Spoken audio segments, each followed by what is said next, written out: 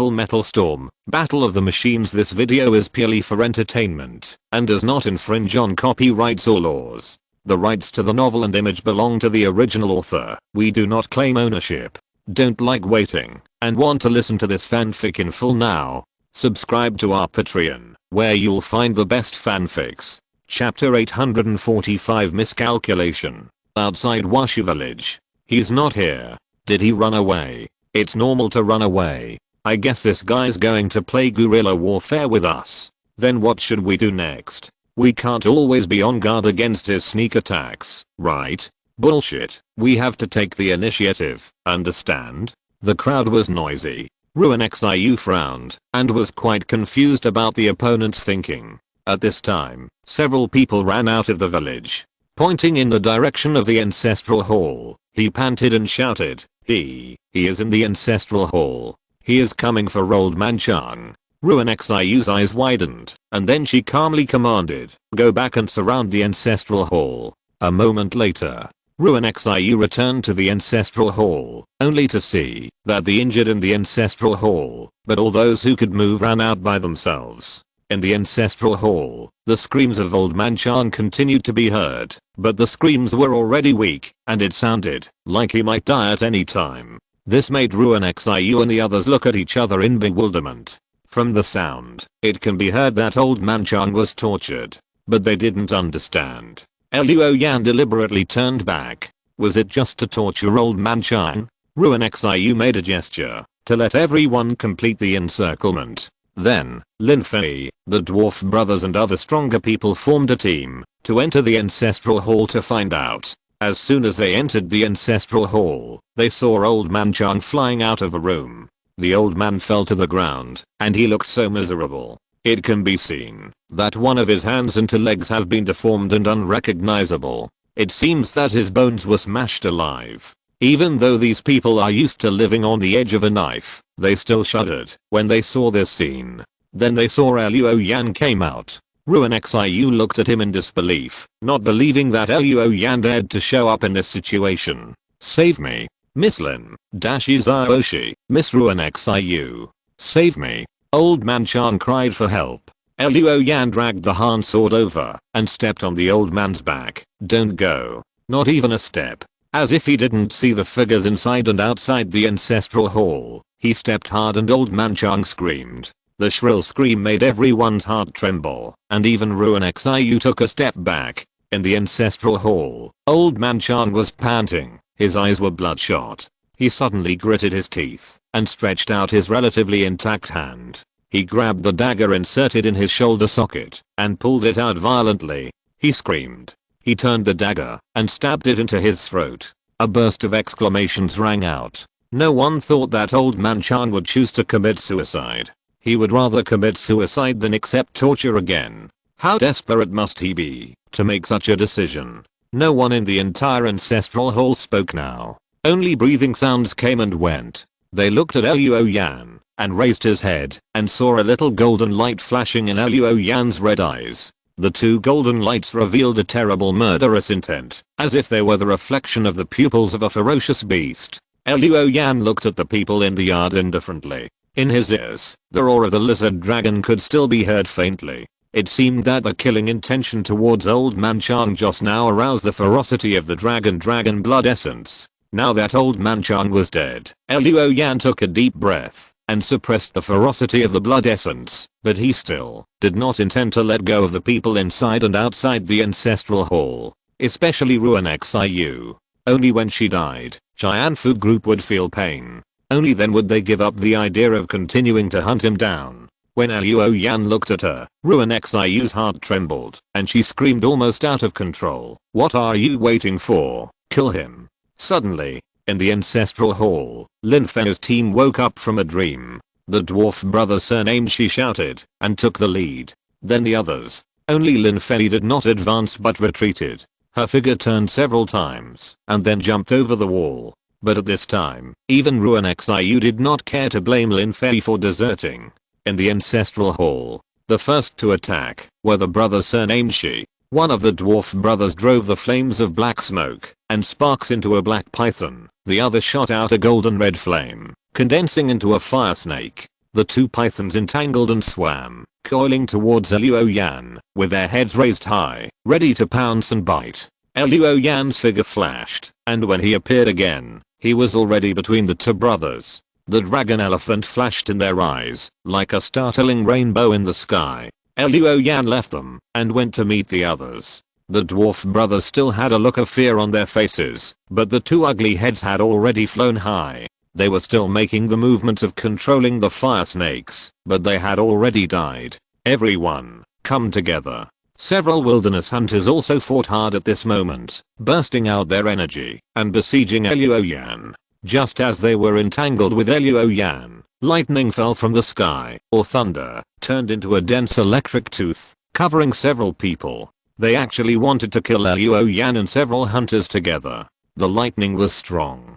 Before the hunters could do anything, their bodies were charred, twitching, and they fell straight down. However, there was no body of Luo Yan in the charred field. Ruin Xiu, with arcs of electricity still lingering on her fingertips, could not hide her surprise. She looked around, and saw Luo Yan appear on the east side at some point. She didn't know that Luo Yan used the Daozuan crossing Yi to transfer herself out in time when the thunder fell. Kill him. Xianfu group will reward you heavily. Ruin Xiu shouted. She was panicking. Since her debut, she lost confidence in herself for the first time. Whether it was the art of command or her own strength, she had none of them. Now she only knew that she could only feel relieved if she killed Luo Yan. She had originally felt disgusted when she saw several hunters being killed by Ruin Xiu's thunder, but now that she heard that Xianfu group had a huge reward, this disgust immediately disappeared. Adventurers, wilderness hunters, rushed up frantically. These people were already living a precarious life. They were hovering on the line between life and death every day. They are not afraid of death, they are afraid of hunger. Even though many people have died, they still pounce on Luo Yan like mad dogs. However, in Luo Yan's eyes, although these people are numerous, they are vulnerable. The elite ones are only the Shi brothers, Old Man Chang, and Lin Fei. The rest are just a mob. The higher realms here are only the first and second intermediate realms, and the lower ones are only the primary realm or even just ordinary people who are slightly stronger. Luo Yan has a blank expression and focuses on killing. The 24 solar term sword is practiced with the dragon elephant. Sometimes there is continuous spring rain, and sometimes there is winter snow and thunder. From time to time, sword shadow is also used. Just like now, several figures are reflected on the wall of the ancestral hall. At this time, a black shadow is like a sword blade, passing across the wall. The wall was immediately cut. When the black sword crossed those figures, heads flew up one by one, and then blood plasma splashed on the wall. Outside the ancestral hall, Uncle Deo grabbed Ruin Xiu's arm and said, "Miss, let's go. This man is too dangerous. You are the only heavenly official, so I'm afraid you are no match for him. If you want to capture and kill him, you should also transfer the two heavenly officials Jiuying and Nandu. There is hope, only if the three of you join forces. It's too dangerous for you alone now. We miscalculated this time." Chapter 846. Fight to the death. Ruin Xiu's head was buzzing now, and she had completely lost her usual calmness and composure. She was dragged away by Uncle Deo. For some reason, she suddenly recalled her life. Before the natural disaster, she had already known about the existence of the giant beast and the mecha, but she never believed it. Even her father Ruin Xianfu found the so-called visualization technique and asked her to try to practice it, but Ruin Xiu was also half-hearted and didn't care at all. It was not until the natural disaster that she realized that her father had been preparing for a rainy day. After that, she made up her mind to practice diligently, and with the help of various cultivation potions obtained by Ruin Xianfu through the dungeon, she was fortunate enough to reach the advanced realm in just a few years. Her divine treasure thunder can enhance the power of thunder and lightning, so in terms of practice, she also picked the techniques and mystical arts related to thunder and lightning. The technique she practiced in the advanced realm was Five Thunders Orthodoxy, and her most proud mystical arts were Palm Thunder, Lightning Induction Technique and Thunder Body. Because his father, Ruin Xianfu, was not doing well in business before the natural disaster, he eventually declared bankruptcy and lost his ticket to the underground city. But on the surface, Ruan Xianfu established a Xianfu security company, which gradually became bigger and stronger, and became today's Xianfu Group.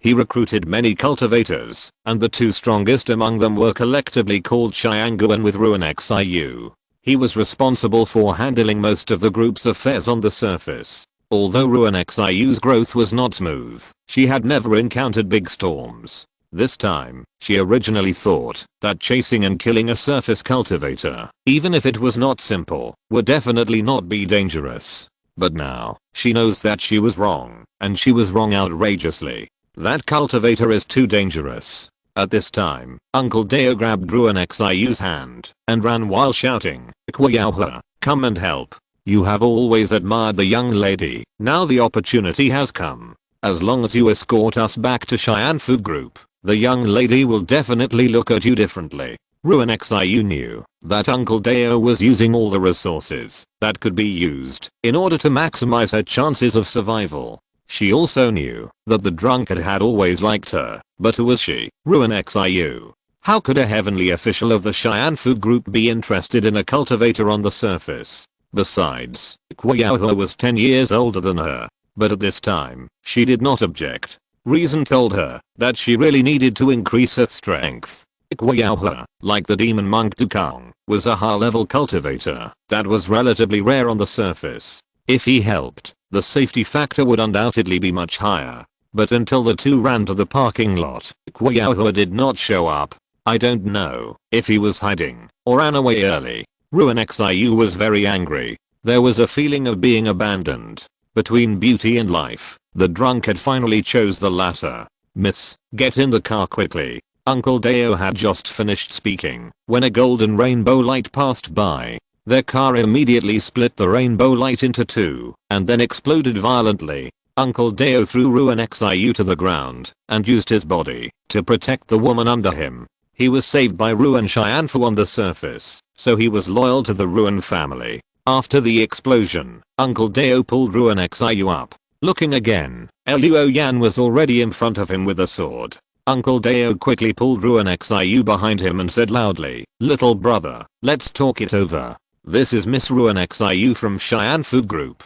If you hurt her, Xianfu Group will fight you to the death." Luo Yan came on the snow. The dragon elephant crossed the snow, leaving a trail of blood. His hair, his face, his clothes. Everywhere was covered with blood. At this time, hearing Uncle Deo's words, Luo Yan laughed indifferently. "Let's talk it over. When you were chasing me, did you discuss it with me? Now you want me to talk nicely. There is no such reason in this world." As for the so-called fight to the death of Xianfu Group, Luo Yan didn't think so. Even if he let Ruan Xiu go now, would Xianfu Group thank him? So, what Uncle Deo said was all nonsense. When Ruan Xiu took over the task of Shenghu Group, Xianfu Group and Luo Yan were destined to fight to the death. Uncle Deo only took one look at Luo Yan and knew that the young man's mind would not change. He immediately said, "Miss, you go first." "No." Before he finished speaking, he heard the whistling wind and the crackling sound of the ark. Uncle Deo then said the rest of the words, "Don't worry about me." Behind him, Ruan Xiu had already gone far away, using the mysterious art thunder body, turning into thunder and escaping away. In a blink of an eye, he flashed into the woods behind the snow. At this time, Luo Yan stopped 100 meters away from Uncle Deo. The two people's eyes met. There was no word. Luo Yan leaned forward, and the dragon elephant cut a gully in the snow, moving forward. In a flash, Uncle Deo and Luo Yan's figures crossed. The middle-aged man vomited blood and fell down. After a while, the clothes on his back gradually became stained red with blood. Luo Yan's cloak was twisted into thousands of butterflies. The few cuts from Uncle Deo's knife left several red marks on his arms and chest. Uncle Deo tried his best, but he couldn't tear open the body protected by the grey-blue dragon scales. Luo Yan just groaned. Although those cuts couldn't tear open his skin, it was really painful. This was the feeling that couldn't be offset by the tempering of viewing mountains and seas and the strengthening of dragon blood essence. Luo Yan took off his tattered cloak and then got on a snauma bar next to him. Peeping silver eyes started up and captured the faint electric arc in the air. This was the clue left by Ruan Xiu. Although she left quickly just now, without tools, Luo Yan didn't believe she could last long and run back to Fu group like this. He started the motorcycle and chased after her calmly. At this time, if you look from a high altitude, you can see a flash of lightning turning and shuttling through the woods. In a blink of an eye, the lightning had left the woods, flew across the snow again, and finally sank into a valley before disappearing. Ruin Xiu stopped. There were still strands of electric arcs wrapped around her body. Her body shook, and her hands and feet felt a little weak. The mysterious art of Thunder Body combined with her martial art 5 Thunder's Law can increase her speed to a magical level, and it is also one of her means of saving her life. But this mysterious art consumes too much energy and physical strength. Even if she has entered the advanced realm, it is difficult to sustain. Fortunately, with the help of this mysterious art, she has already moved away from Wu village. Now as long as she gets rid of Luo Yan and reaches the nearest base or camp, she can ask the group for support. Ruin Xiu took out her mobile phone, checked the map, and then walked in the snow with 1 step deep and 1 step shallow. She was convinced that Luo Yan could not catch up, because when using Thunder Body, her body was as light as a feather and would not leave any traces on the snow. Otherwise, this mysterious art would not be regarded by her as a way to save her life. Chapter 847 5 Thunder's Law. It was dark. Ruin Xiu found a cave and went in, using it as a temporary place to stay for the night. She didn't dare to make a fire. Making a fire in the wilderness and in the dark was undoubtedly courting death. Even if the killer didn't catch up, there were still various dangers in the wilderness.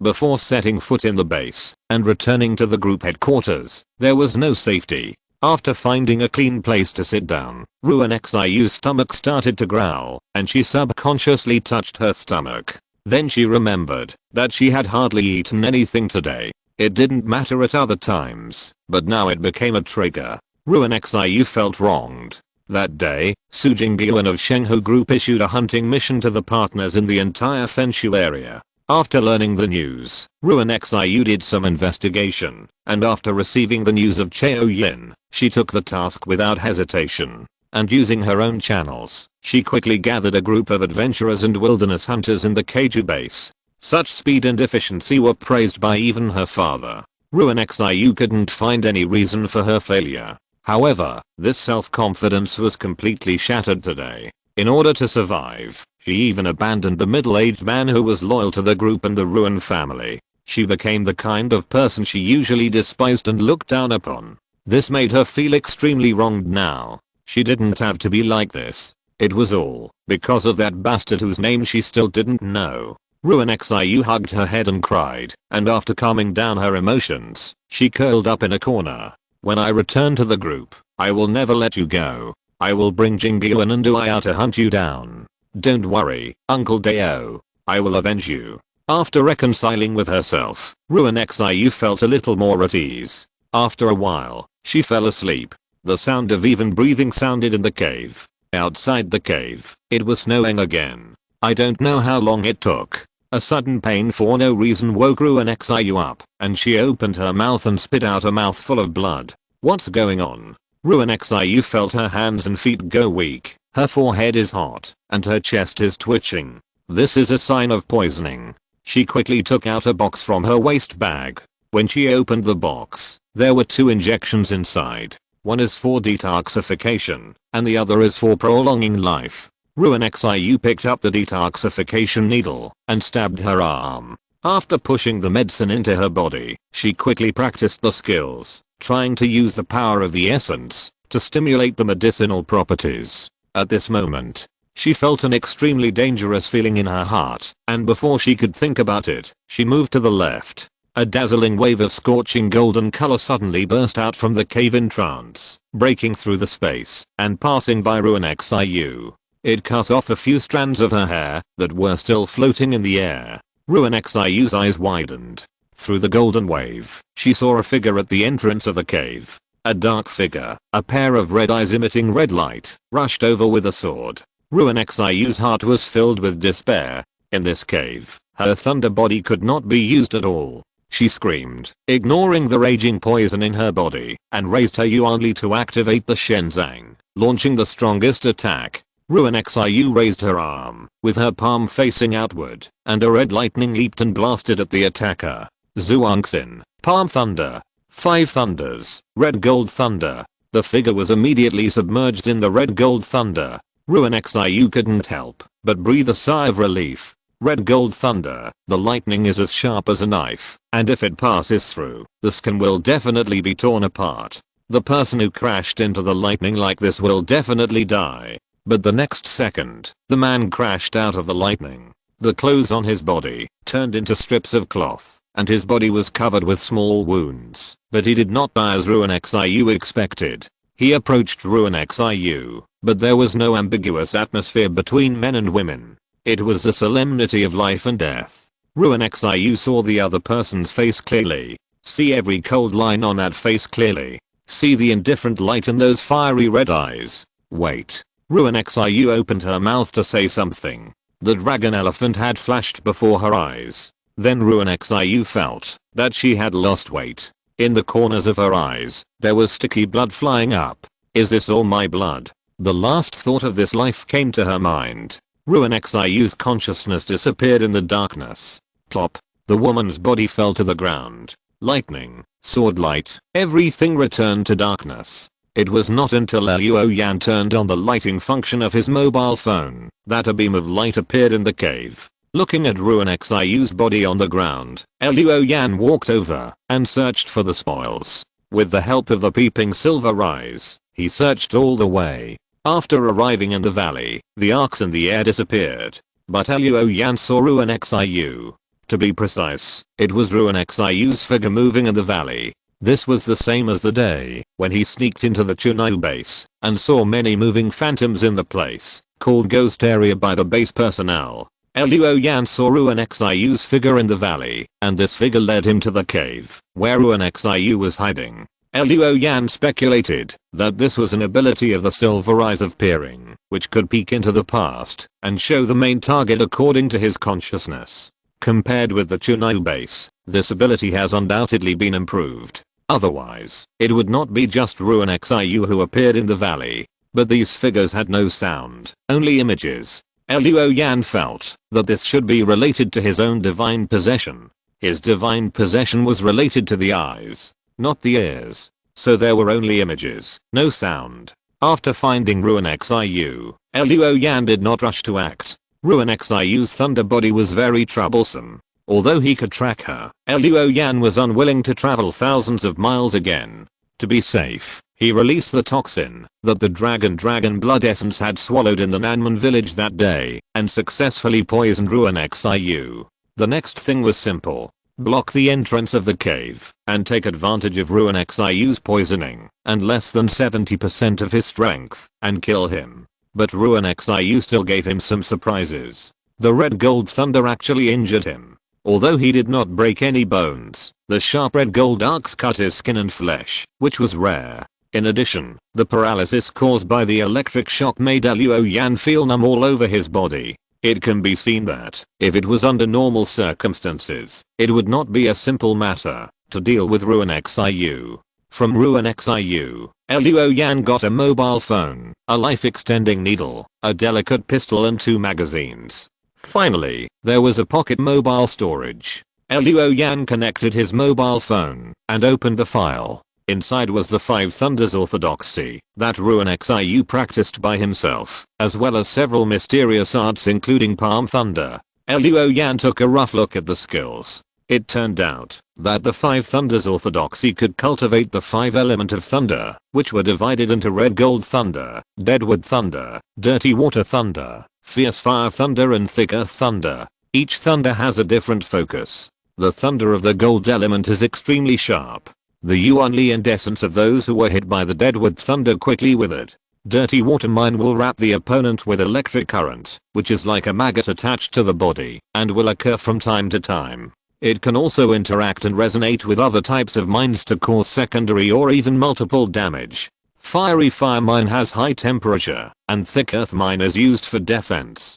Chapter 848 Pursuers. Each of the 5 element of thunder has its own unique uses. When paired with divine treasures, mystical arts, combat skills or unique skills related to thunder and lightning, their power will increase dramatically. Unfortunately, Luo Yan has neither divine treasures related to thunder and lightning nor other combat skills that can be paired with the 5 thunders orthodox method. Moreover, he has already practiced the Yan Yang Sutra and the Huazu Sutra. It is impossible for him to practice the 5 thunders orthodox method. That would be really biting off more than he can chew. So he memorized the skills and put away the mobile storage device, intending to give it to his subordinates as a reward in the future, or to give it to friends like Zheng Shan who have divine treasures related to thunder and lightning. Luo Yan checked Ruin Xiu's mobile phone again and found no valuable information, so he returned the phone to its original owner. Then the dragon elephant danced, cutting the cave,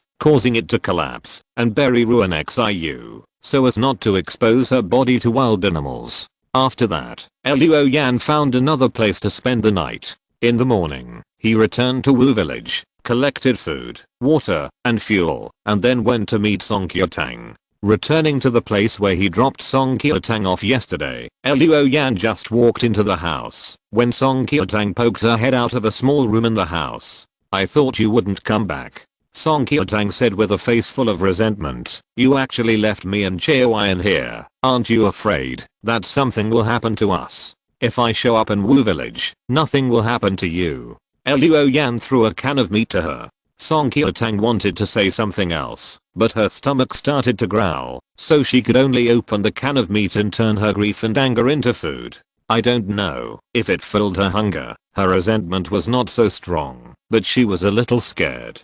"Do you know how dangerous what you did is? The people in Wu village are all trying to kill you. You were so stupid to run back, but you are still capable. You actually stole something's back, but don't take such risks next time." Luo Yan put down an empty can and said calmly, "Those people from Cheyenne Food Group will not chase us again." Song Qiutang said, "How did you negotiate with them? How did you convince them? You won't sell your beauty? Then again, Ruin Xiu doesn't seem to like women like you. How did you do it?" Luo Yan took a bottle of water, took a sip and said, "I didn't convince them. I just killed them, but not all of them. At least, as far as I know, one Lin Fei ran away, and the drunkard didn't show up from beginning to end."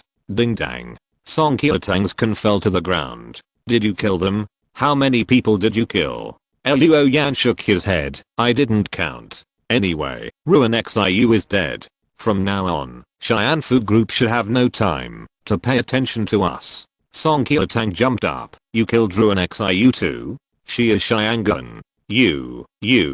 She shook her head. "Since you can kill them, why did you go to so much trouble to break out yesterday?" Luo Yan looked at her, then glanced at Jiuying. "I'm not sure I can protect you while killing them." Song Qiutang was silent. After a while, he said, "What are your plans next?" Luo Yan handed her the kettle. "Take a break, then search along the Wu River to the west. If nothing works, go to the nearest base." He pointed at the Jiuying device. "See if you can find the parts and tools you need to modify it." Song Qiutang nodded. "Okay, but I have to remind you that from here on, we are basically entering the territory of Shenghu Group. When we searched for strange fish here before, we were often disturbed by Shenghu Group, but at that time there was an official team from Pingyao, so they didn't dare to do anything to us. But if it's just you and me, it's hard to say." After thinking seriously, Luo Yan nodded and said, "As long as Shenghu Group doesn't come to trouble us, I won't take the initiative to provoke them." Song Qiutang's kettle almost slipped and fell to the ground. She stroked her forehead and said, "That's not what I meant. Forget it." After a short rest, Luo Yan refueled the snowmobile and left with Song Qiutang.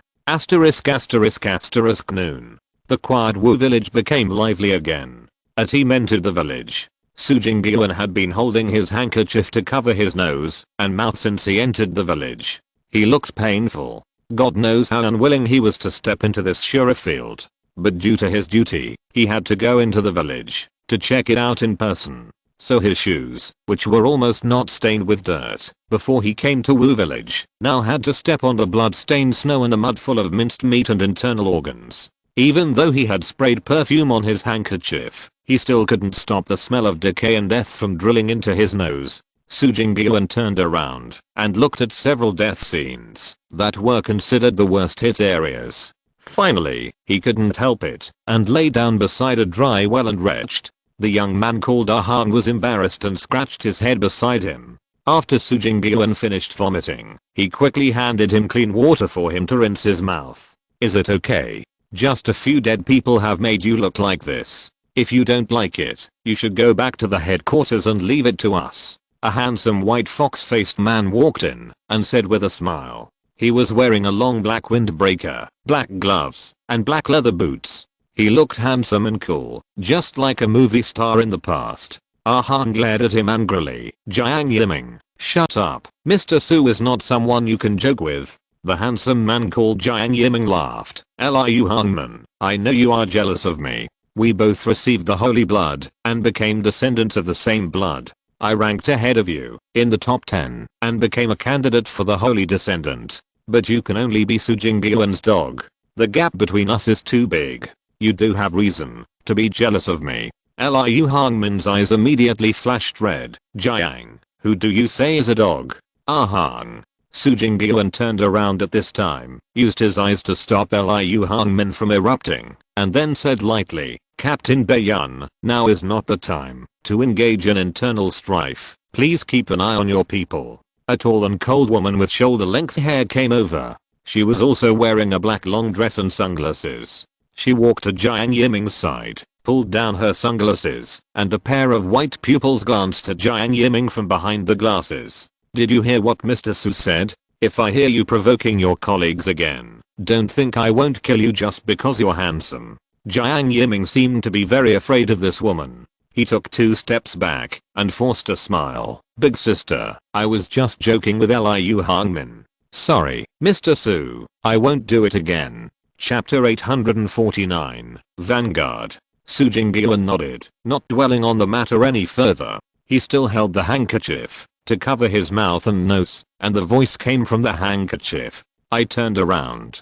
From the traces at the scene and the distribution of the bodies, it is obvious that the people in this village are under the command of Xianfu Group and are in a siege. They are besieging only a few people, or even only one person.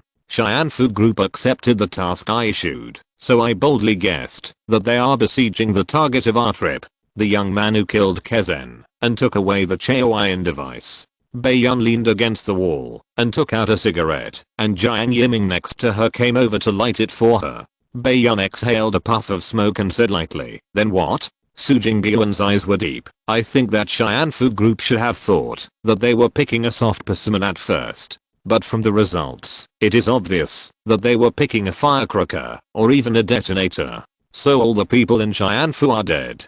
I saw Liu Dao's body outside the village. He is Ruin Xianfu's '" minister. His hair represents that the people of the Ruin family were at the scene at the time. Ruin Xianfu has rarely been out in the past 2 years, so the one who directed this operation may be his daughter heavenly official Ruin Xiu. Among the 3 heavenly officials of Xianfu Group, Ruin Xiu is the last, but her strength is not low. She is good at dancing with her sleeves. Only she can gather so many surface hunters and adventurers in a short time. She herself is a master of the advanced realm. She uses the Shenzang Thunder as her foundation and practices thunder magic with the 5 Thunders orthodoxy. There happen to be traces of thunder bombardment in the ancestral hall, so my guess should be almost correct. Beiyun laughed contemptuously. At the advanced level, he is still playing with the mysterious arts. What kind of master is he? Jiang Yiming sneered. If I get close to you, 10 Ruin Xiu will die. Su Jingyuan said calmly, although one of you ranks 3rd and the other ranks 5th. Among the blood descendants, you represent the combat power of the upper middle class of our side.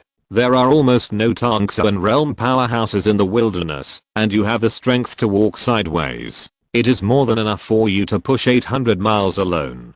But I want to remind you that your combat power relies on the inheritance of the holy blood. Without the holy blood, you may not be the opponent of master like Ruin Xiu. And every time you open the sanctification stance, it will consume the holy blood. Once the holy blood is exhausted, you will be beaten back to your original form. Therefore, don't underestimate the masters in the wilderness. Their combat power may not be comparable to that of the Tangsuan realm powerhouses, but they are as patient as wolves. Once they notice your shortcomings, they will definitely slowly wear you down. This is my advice.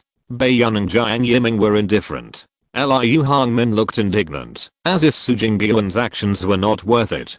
But Su Jingyuan didn't care. Assuming that they are besieging our target, now I have to raise the target's combat power estimate. This target may have a great master who can rival the top 3 of our bloodline. That is to say, Captain Beiyun, you may not be able to win alone. If you find him, it is best to call your teammates and set a trap to kill him. That is the safest way. Beiyun blew a smoke ring, patted his clothes and said, okay, I got it. My people and I will look for clues immediately. If you find someone, notify me as soon as possible. Su Jingyuan nodded and continued, on the way here, we found a few people. They are Kezen's men. According to their account, when the target appeared in the camp that day, he claimed that Song Qiutang was in his hands. Song Qiutang is one of the manufacturers of the Jiuying device. If she is really next to the target, Captain Jiuying, you must be careful when you take action, and don't hurt her life. Now she is the only one who can operate Jiuying. If she dies, the Holy Lord will probably be unhappy. Jiuying Yun smiled and said, I see. The old saint wants that strange fish, and this matter will eventually fall on the shoulders of this woman, Song Qiutang. Don't worry, I'll be careful. However, Mr. Su, are you really not interested in the descendant of the saint? The saint said that, as long as you bring back the strange fish, you can immediately go from a blood descendant to a saint descendant. Aren't you tempted? Su Jingyuan shook his head. It's not that I'm not tempted, but Su knows himself. Su has a weak constitution, and it's rare for him to become a blood descendant, and a saint descendant cannot bear it. Beiyun's eyes flickered, and he smiled faintly. Mr. Su, take care of yourself. You have made an indelible contribution to the current scale of our Shenghu group.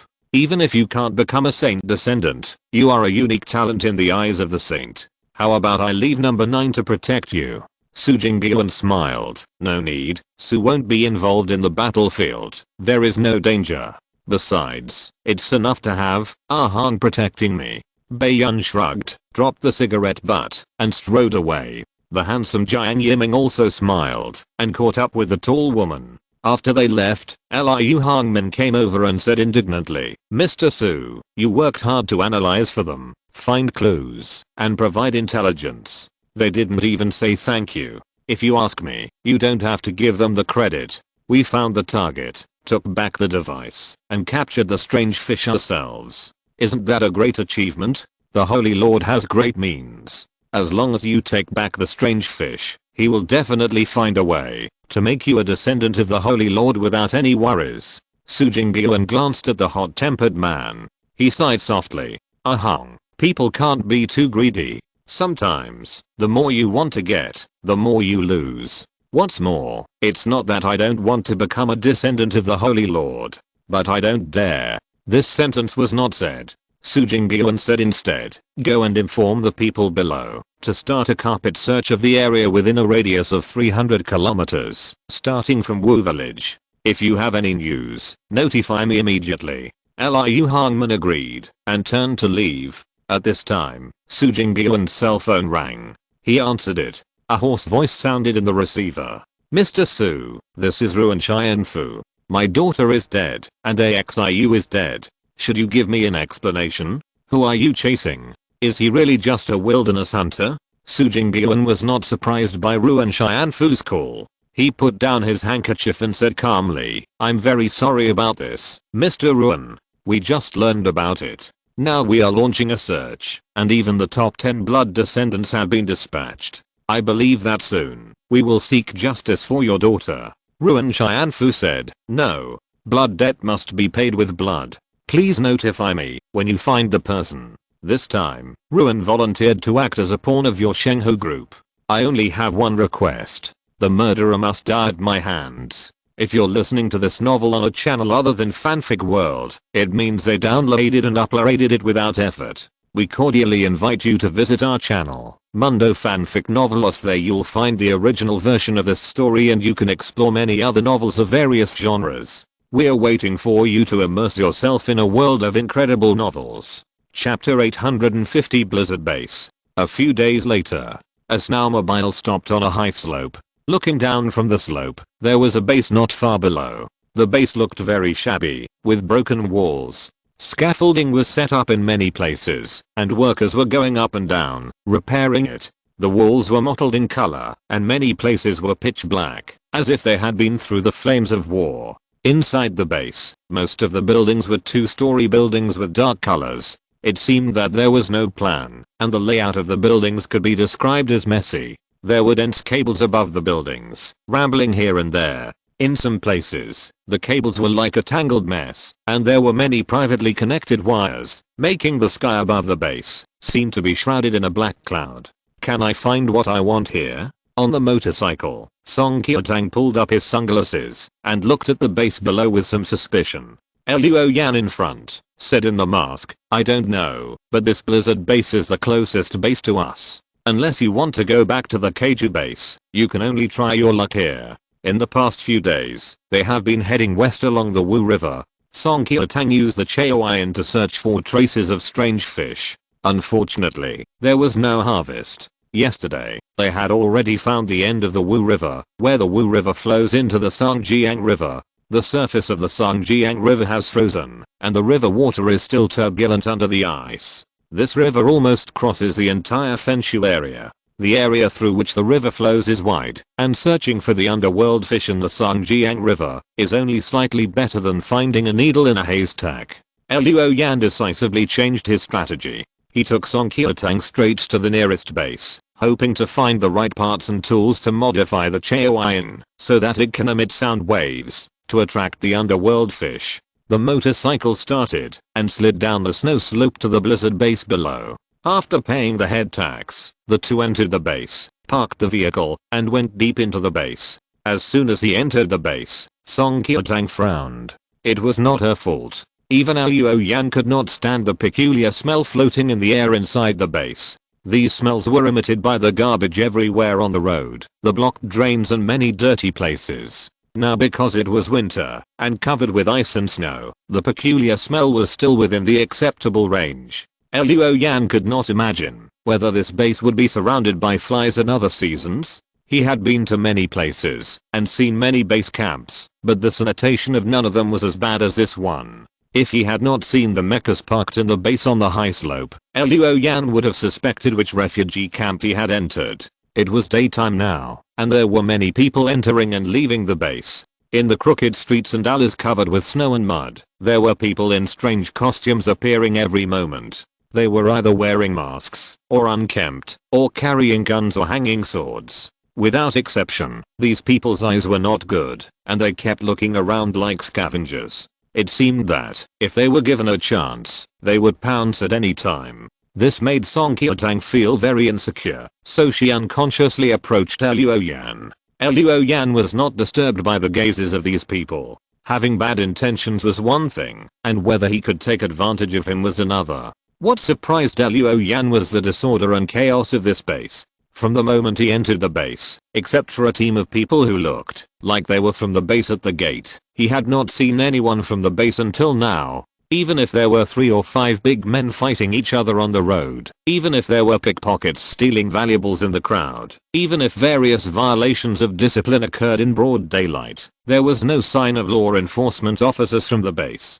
When Luo Yan and his companions passed by an alley, several people who looked like surface adventurers were beating a big man. They kept kicking and beating the big man, and some of them picked up sticks to hit him, and soon there were spots of blood on the snow. Luo Yan just glanced over there, and someone stared at Luo Yan with a fierce look in his eyes, as if he wanted to pull Luo Yan over to beat him up. One of them even raised his head and tilted his chin, his eyes full of contempt and provocation. Luo Yan glanced at the group of mad dogs indifferently, and did not bother with them, and turned the corner with Song Kyo-tang. The buildings in this base lacked planning, and the layout was messy. There was still a main street in front, but after turning a corner, the street became a narrow alley. The arbitrarily built black small building determined that this alley had nothing to do with the words flat and straight. The width and direction of the alley depended on the location of the buildings on both sides. Not long after Luo Yan and the other person walked in, footsteps sounded from behind, and then someone shouted, "The people in front, yes, it's you two. Stop." This is the territory of our Iron Wolf Club. If you want to pass through here, you either pay taxes or consume. Luo Yan turned around and saw the group of men who had just beaten the big man. The man who spoke was wearing a red scarf. He was smoking and looking at Luo Yan with contempt. Luo Yan said in a deep voice, "We have already paid taxes to enter the base." Red Scarf laughed, "That's for the base, not for us. You've already entered, so you can only pay another head tax. Or, go to the bar we run to spend money." He pointed to an inconspicuous bar not far from the alley in front. Luo Yan said calmly, "No bases like this. I will complain to the base management." Red Scarf laughed, "Boy, this is your first time to the Blizzard base, and you actually want to complain to the management. I tell you, the base management will not come here. Even if you shout your throat out here, no one will come to save you." Luo Yan said oh, and he had already made up his mind. Red Scarf continued, "Originally, if you had known better, you could have just handed over the money and that would have been the end of it. But I've changed my mind now. You two should hand over everything you have on you and work for our Iron Wolf Club for another 3 years. Then we will consider whether to let you join or let you go." Luo Yan immediately took off his backpack and handed it to Red Scarf. "Here, you're smart." Red Scarf winked at a bald man next to him, and the man came over. Instead of taking the backpack, he smiled and reached out to take off Luo Yan's mask. "Why are you so secretive? Why are you wearing a mask?" Because the bald man had his back to Red Scarf, Red Scarf only saw his subordinate stretching out his hand and suddenly screaming, not knowing what had happened. The next second, the subordinate flew back and fell to his feet. Red Scarf then saw that the bald man's hand was twisted and broken, with bones sticking out. It was a miserable sight. At this time, he saw Luo Yan shaking his backpack and said, "Here, why don't you come and take it?" Red Scarf's expression suddenly became ferocious. "Dare to play tricks on me, kill them." Chapter 851, Lawless Place. A moment later, Red Scarf's cigarette had already fallen at his feet. He no longer had the heart to smoke. His whole body was shaking, and every muscle was twitching. Right in front of him, his men either had their hands and feet broken, or their ribs broken, or fell into the debris nearby, or hung unconscious on the windows of the nearby buildings. Luo Yan didn't draw his sword, or show his energy, but only relied on his physical strength to knock down all the so-called Iron Wolf Society members. He looked at Red Scarf and waved. The Red Scarf shuddered, then smiled and said, "What's your name, sir?" "My name is Jiuying." Luo Yan said, "Mr. Jiuying, knowing my name won't do you any good." Jiuying said quickly, "Just call me Zhao. Do you have any instructions, sir?" Luo Yan said calmly, "We are new here and are not very familiar with the Blizzard base. I would like you to tell us about the situation of this base." Jiuying nodded repeatedly, "Leave it to me, leave it to me." They came to the bar run by the Iron Wolf Club. The bar was not big, but the decoration had its own characteristics. It was full of decadent style. Several girls were brought here by Jiuying. They seemed to have just woken up and were yawning as they walked. But after Jiuying glared at them, they all perked up and smiled. "Listen to me. This gentleman is a distinguished guest of our Iron Wolf Club. Be with me, sir. If you are not satisfied, I will chop you up and feed you to the dogs."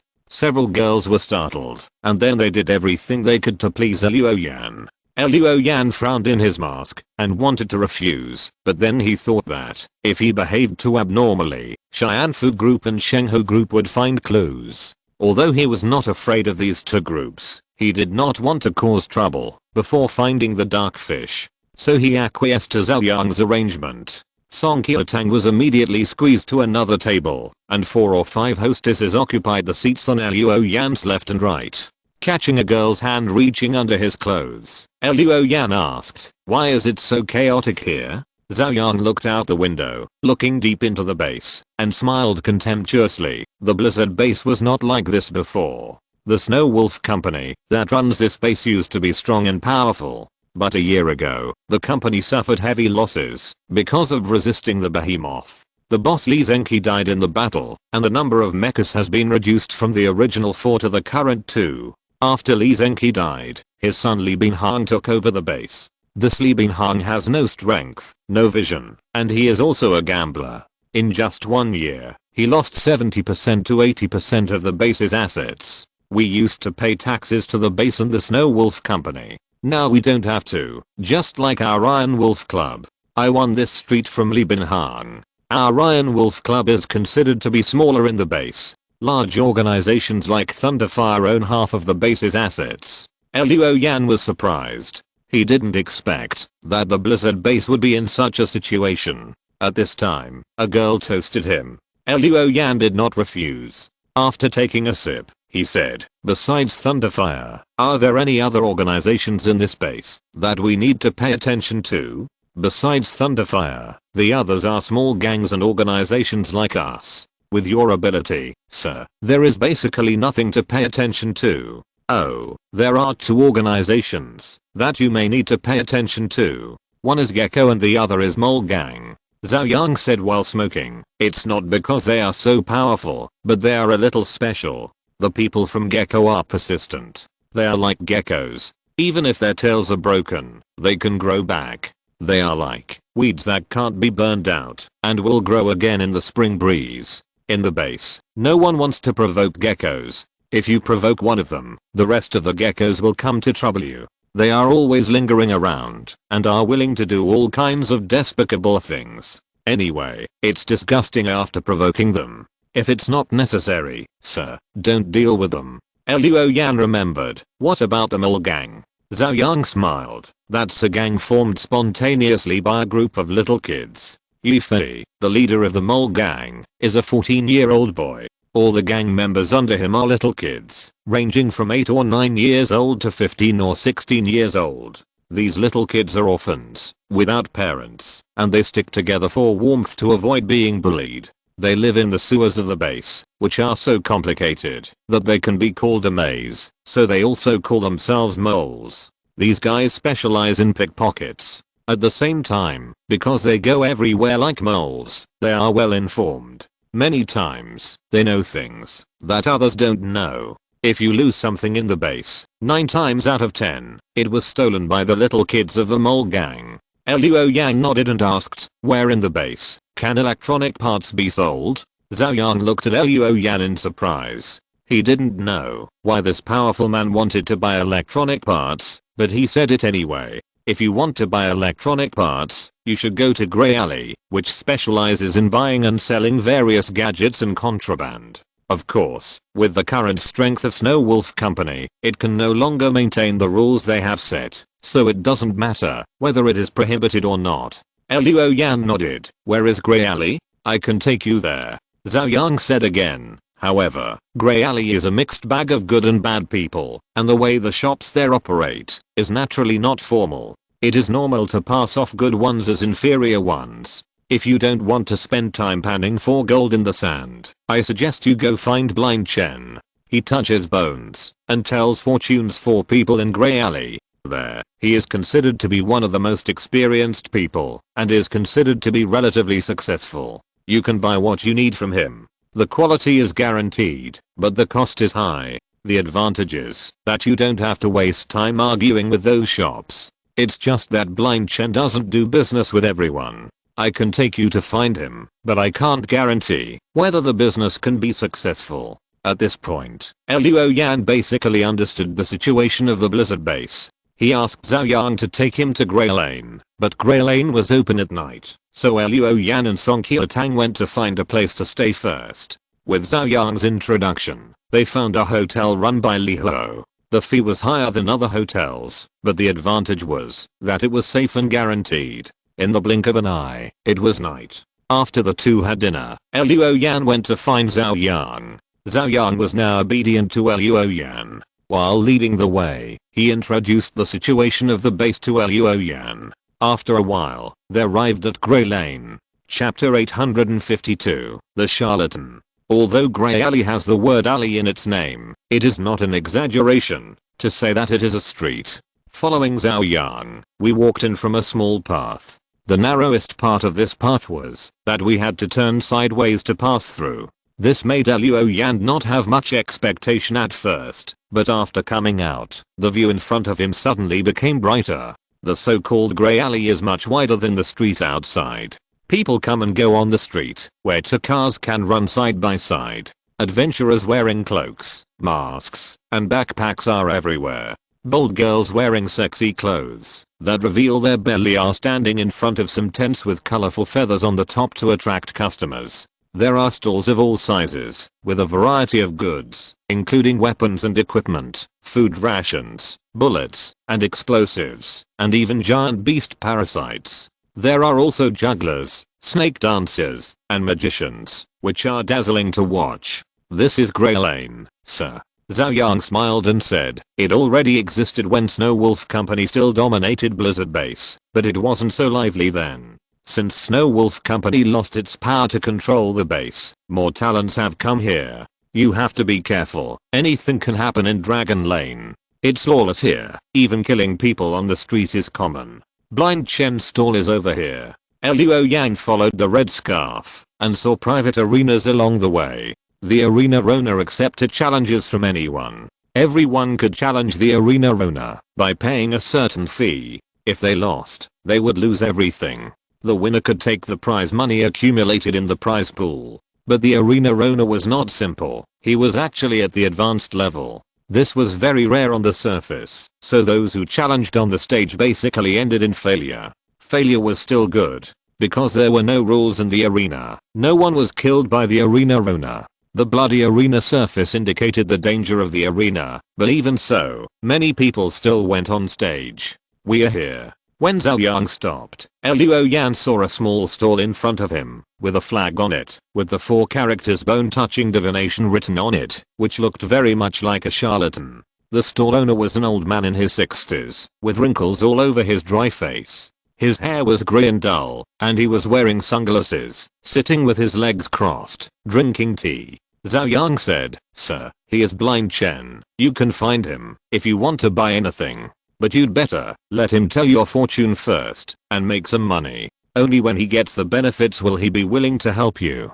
Jiuying nodded, walked over, and coughed dryly. Blind Chen didn't look up, but smiled. My friend, is it fortune telling? Jiuying said and sat down. Blind Chen put down the tea set, stretched out his hand and said, come, give me your left hand. Jiuying put his left hand on it, and Blind Chen touched here and pressed there, and then took a breath of cold air. Incredible. Incredible. The old man lowered his voice and said, your bones are extraordinary, you must be extraordinary. I have never seen such a heavy murderous aura on you in my life. Before you came to the base, you must have done a big deal, am I right? Jiuying was a little surprised, thinking that this magician was really good.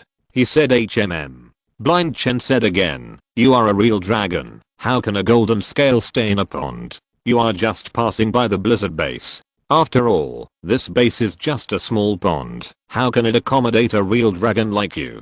Tell me, what do you want to ask? Jiuying was stunned. He just came to buy things, and didn't think about fortune telling. Suddenly, he was told by Blind Chen that he really didn't know what to ask.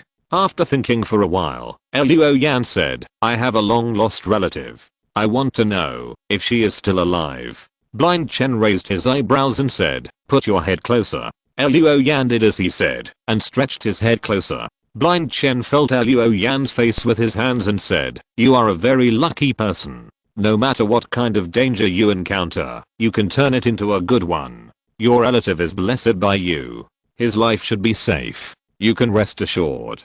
Jiuying felt relieved and asked, how much does the old man charge? Blind Chen laughed and said, I'm not greedy. Everything depends on fate. Just give it to me. Jiuying thought that he still needed help, so he generously took out a box of anti-inflammatory tablets and put it on the table. Blind Chen coughed dryly and kicked under the stall. A childish voice hummed under the stall, and then a child of 12 or 13 years old came out, holding his butt. What are you doing? I'm sleeping.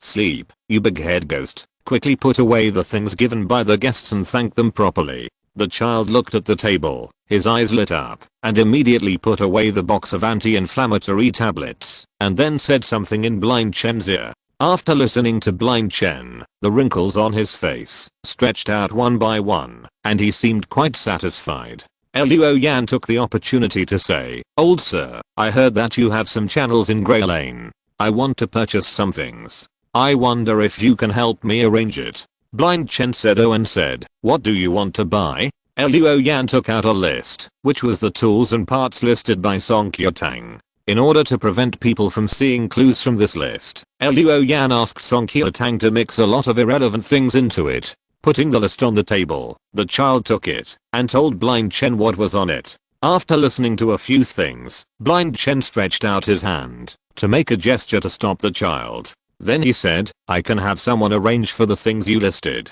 but the things may not be cheap, and you need to pay a deposit first." Luo Yan said calmly, "Okay." He took out a box of anti-inflammatory tablets from his backpack and put it on the table. Blind Chen took it and said, "Give me 3 days. 3 days later, come to pick up the goods and pay the balance." So the matter was finalized. Luo Yan stood up and said goodbye. When he left, a burly man sat on the chair and said in a muffled voice, "Fortune telling." Luo Yan had already walked a distance, but he stopped when he heard what Blind Chen said. "Oh, this is incredible. Sir, you have a unique bone structure. You must be extraordinary. You have the appearance of a real dragon, and you look very rich and noble. How can a golden scale stay in a pond? You must have passed by the base by chance. I guess you must have done a big deal before coming to the base." Luo Yan's mouth twitched slightly when he heard it, and he looked at Zhao Yang next to him and said, "Is this Chen guy reliable?" Zhao Yang looked embarrassed. Blind Chen is indeed a charlatan. He tells everyone about his few words. But I didn't lie to you. He is really popular in this grey alley. He won't regret it after receiving your deposit. Don't worry.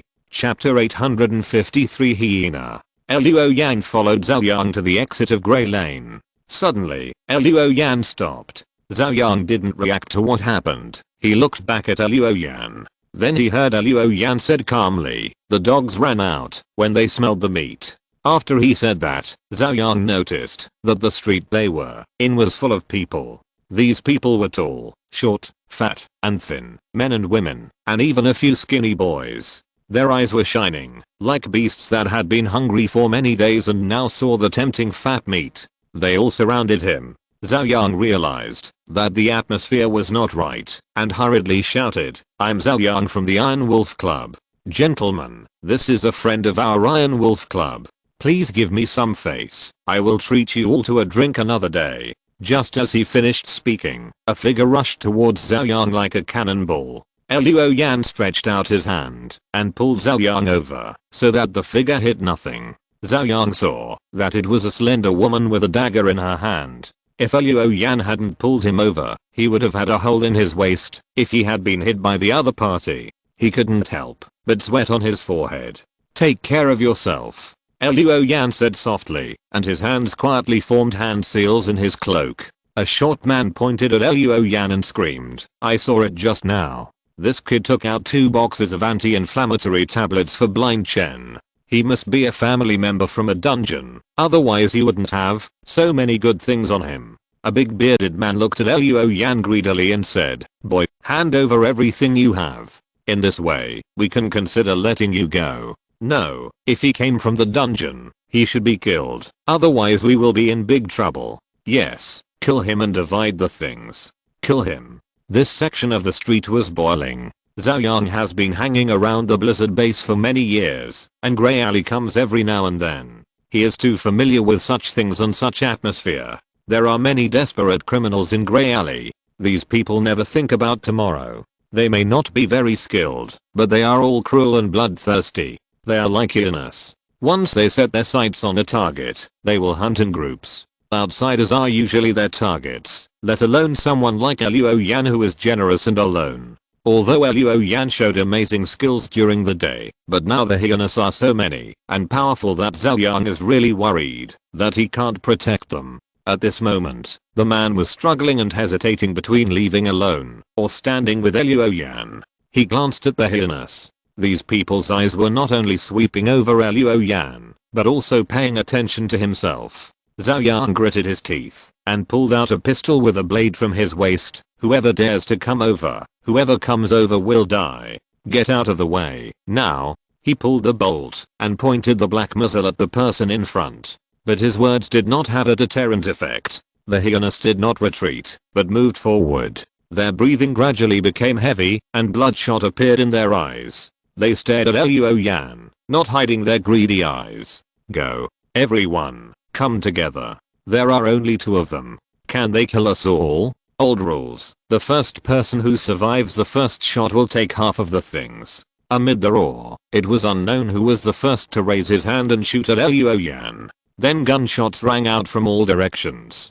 Zhao Yang was startled and subconsciously squatted with his head in his hands and found that the air around him was jumping with sparks. The bullets fired from the front and back of the street were all stopped by the invisible wall. Mystical technique, empty wall. The time the hyenas had just observed was enough for Luo Yan to set up several empty walls around him. Then, bloodlight surged on Luo Yan's body, and the sticky bloodlight surged around him like a substance. In order not to expose his whereabouts, and because Song Qiutang was not around, Luo Yan did not hesitate to activate the Blood Transformation Sutra. Once the 5th level Blood Transformation Sutra was activated, it no longer formed a blood-colored vortex, but a blood-colored flame that was not very blazing. However, after the flame appeared, the hearts of the hyenas on both sides of the street suddenly beat wildly, and their blood and ki boiled. Then, wisps of blood and ki like mist escaped from their eyes, nostrils, mouths, ears, and the capillaries all over their bodies.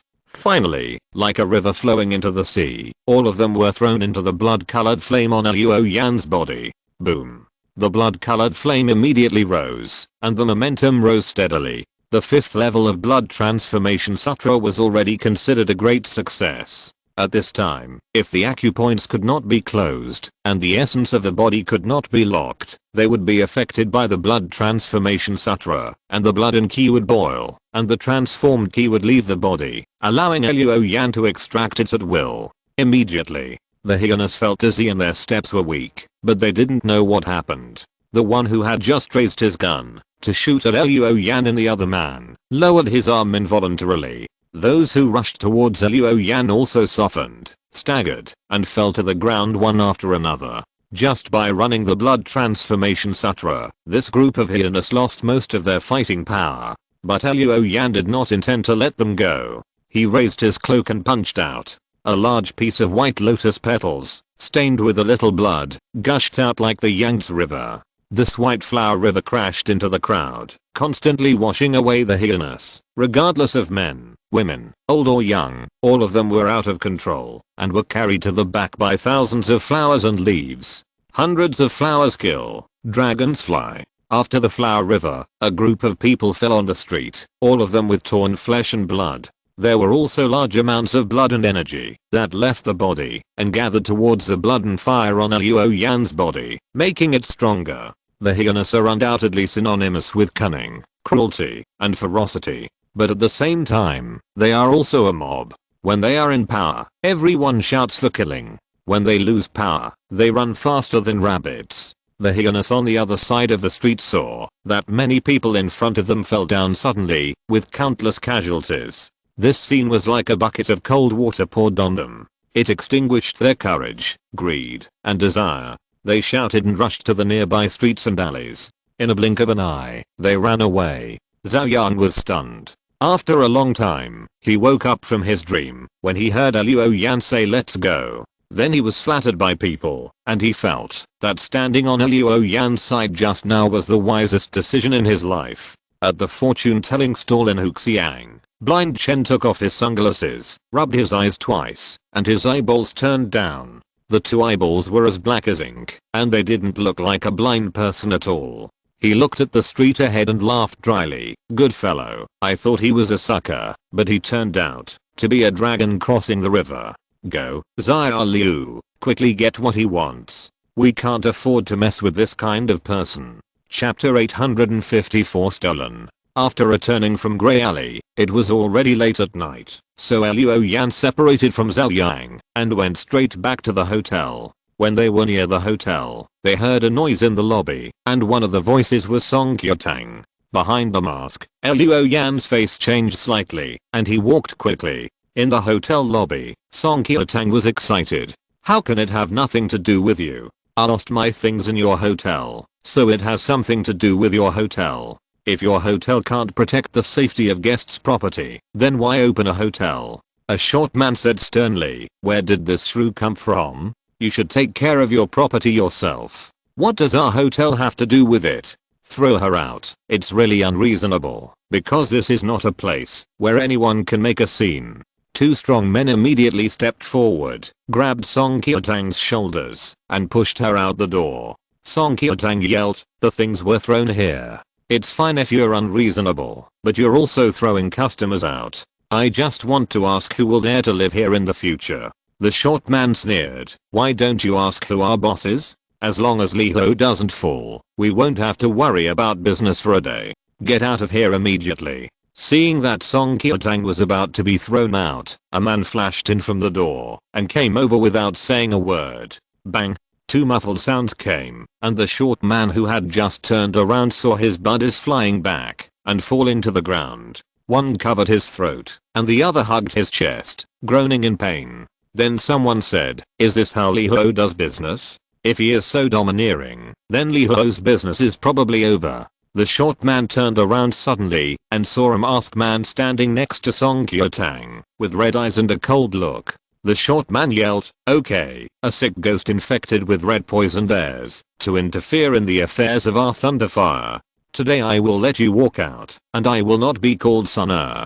Just after he finished speaking, a voice sounded from behind. "What are you making a fuss about?" The short man named Sun-er looked back and saw several people walking out. The leader was a middle-aged man in his early 50s with a scar on his face that crossed his left eye. Therefore, his left eye was tightly closed, and it seemed that he was probably blind. Seeing this middle-aged man, Sun-er's demeanor became respectful. "Boss, someone is making trouble here. But it doesn't matter, I can handle it." The hotel owner looked at the guy lying on the ground. "Is this how you deal with it?" While they were talking, Luo Yan took the opportunity to ask in a low voice, "What did you lose?" Song Kyo-tang said anxiously, "It's Jiuying. If it was something else, I wouldn't be so angry.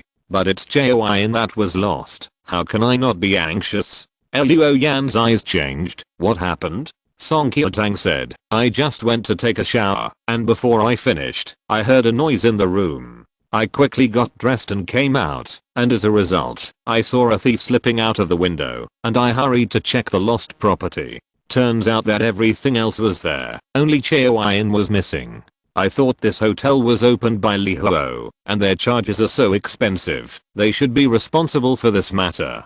I didn't expect their short manager to be unreasonable. He said that their hotel only guarantees the personal safety of guests, and does not care about property. He asked me to report to the base law enforcement department myself. Everyone knows the current situation of this base. Instead of going to the base's law enforcement department, it's better for us to find it ourselves." Luo Yan nodded. "Let me handle it." On the other side, the hotel owner also figured out what had happened. When he looked at Luo Yan, his eyes flickered, and then he smiled and said, "I'm the owner of this hotel, Chongqing. Our manager did not handle it properly. Here, I apologize to both of you. I don't know what you lost. How about this? Our hotel is willing to compensate you at the original price." Luo Yan raised his hand and said, "I appreciate Boss Chang's kindness, but the things we lost cannot be solved with money." Sun-er immediately became sarcastic. "Boss, I told you not to be so polite. These people are just greedy for money and now they want to ask for a lot of money." Luo Yan didn't argue with him and said calmly, "The things we lost are worthless to other people. We don't want the hotel to compensate us. We just need Boss Chang to provide clues or act as a middleman to invite the person who took our things. We are willing to pay to buy back the lost property, and we will also pay a hard work fee to the hotel. I don't know what Boss Chang thinks." Chongqing chuckled and said, "Of course there is no problem. We don't want to make a big deal out of it. Harmony can bring wealth. Don't worry, we will immediately activate all channels and spread the news. Since you are so sincere, I believe this matter can be resolved soon." Luo Yan nodded. "Then I'll have to trouble Boss Chang." "No problem." Chongqing coughed dryly. "Sun-er, send some wine and food to the guests. Just consider it as compensation for the guests." Sun-Er agreed reluctantly. Luo Yan did not refuse. After thanking him, he took Song Kyo-tang back to the room. After they left, Sun-Er said, "Boss, you are too polite to them. That man is reasonable, but he beat up 2 of our guys. Don't even mention the woman. She was so rude and arrogant that I almost wanted to grab a stool and slap her. If we don't bother with them, they should be thankful. You are still helping them get their lost items back. You think too highly of them." Chongqing smiled and said, "What do you know? A group of hyenas were killed and injured in Grey Alley tonight. It was the male guest who did it. If I had come a little later, I might have to collect the bodies for you, Sun-Er. This guy is a tough guy. It's always better to be careful when dealing with such people. Besides, his demands are not excessive, and he is willing to give our hotel a hard work fee. What he did is a piece of cake for us, and we can also do him a favor. Why not do it?" Sun-Er couldn't believe it. That male guest killed a group of hyenas? And in a place like Grey Alley? Sun-Er couldn't help but touch his neck, thankful that his head was still on his neck. Then he gritted his teeth and said, "Those who dared to break into our hotel and steal things must be the bastards from the mole gang. Boss, you are too lenient with them. If these guys dare to put their hands on us, they should be caught and their hands chopped off." Chongqing shook his head and said, "It's not easy for them either. They are all orphans, and some of them are descendants of some of our old brothers. So, help them if you can. Go to the back street and ask Zhao Yi to ask the kids under him to see which one of them took the guest's things. Tell them to hand the things back quickly. This is for their own good. These little guys can't afford to offend someone who dared to kill a group of hyenas." Chapter 855. The opposite of what one wishes. Back to the room. Song Kyo-tang asked, "Just leave it all to the hotel?" Luo Yan took off his mask, washed his face, rubbed his eyes and said, "The thieves should be those kids from the mole gang. They won't leave the base. So, it's best to leave it to Li Ho. Besides, we are willing to buy back the lost property, and the kid has no use for it, so the chances of returning it are very high." Finally, it's Li Ho who came forward. He is from this base. The other party shouldn't have too much resistance. Besides, we are unfamiliar with the place and don't know many rules. If we can get Jiuying back by paying a little money, isn't it better than bumping into walls ourselves? Song Kyo-tang nodded. "That makes sense. I'll go change my clothes. I just put on a cloak and came out to catch that little thief." As she spoke, she walked into the bathroom with her clothes. When Song Kyo-tang came out, Sun-Er sent some wine and food over. This time the dwarf's attitude became much better. He smiled and kept asking about her well-being. After finally getting rid of him, Luo Yan and Song Kyo-tang ate their food and went to sleep.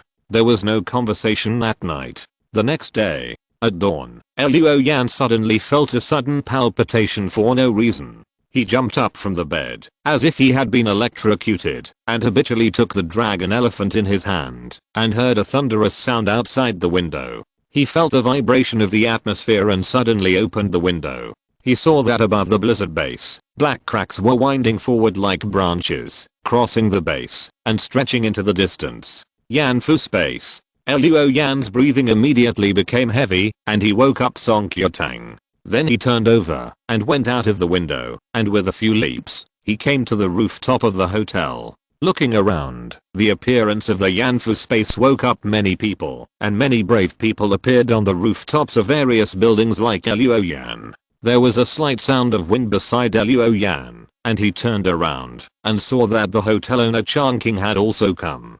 Chongqing nodded to Luo Yan with a serious face. Luo Yan asked, "Does a Yanfu space appear often here?" "This is the second time since the beginning of winter." Chongqing sighed. "The Yanfu space didn't appear in the whole summer and autumn. That was a really wonderful time. But after the beginning of winter, the Yanfu space has become more frequent. Today is the second time. I don't know if the Snow Wolf Company can handle it." Luo Yan heard something in his words. "What do you mean?" Chongqing smiled bitterly and said, "In the last battle, a mecha master was seriously injured and is still recuperating. His mecha has been repaired, but he is not fully recovered yet, so I'm afraid he can't attack. I guess Gong Shao is the only one who can fight now. Gong Shao is the mecha captain of the base." Finally, Chongqing added. Hearing this news, Luo Yan's heart sank. At this time, the Yambu space in the distance stopped extending, but stretched and expanded to the left and right. A mass of black things fell from the Yambu space like a ripe fruit, and the giant beast began to unfold in 3 dimensions. Boom.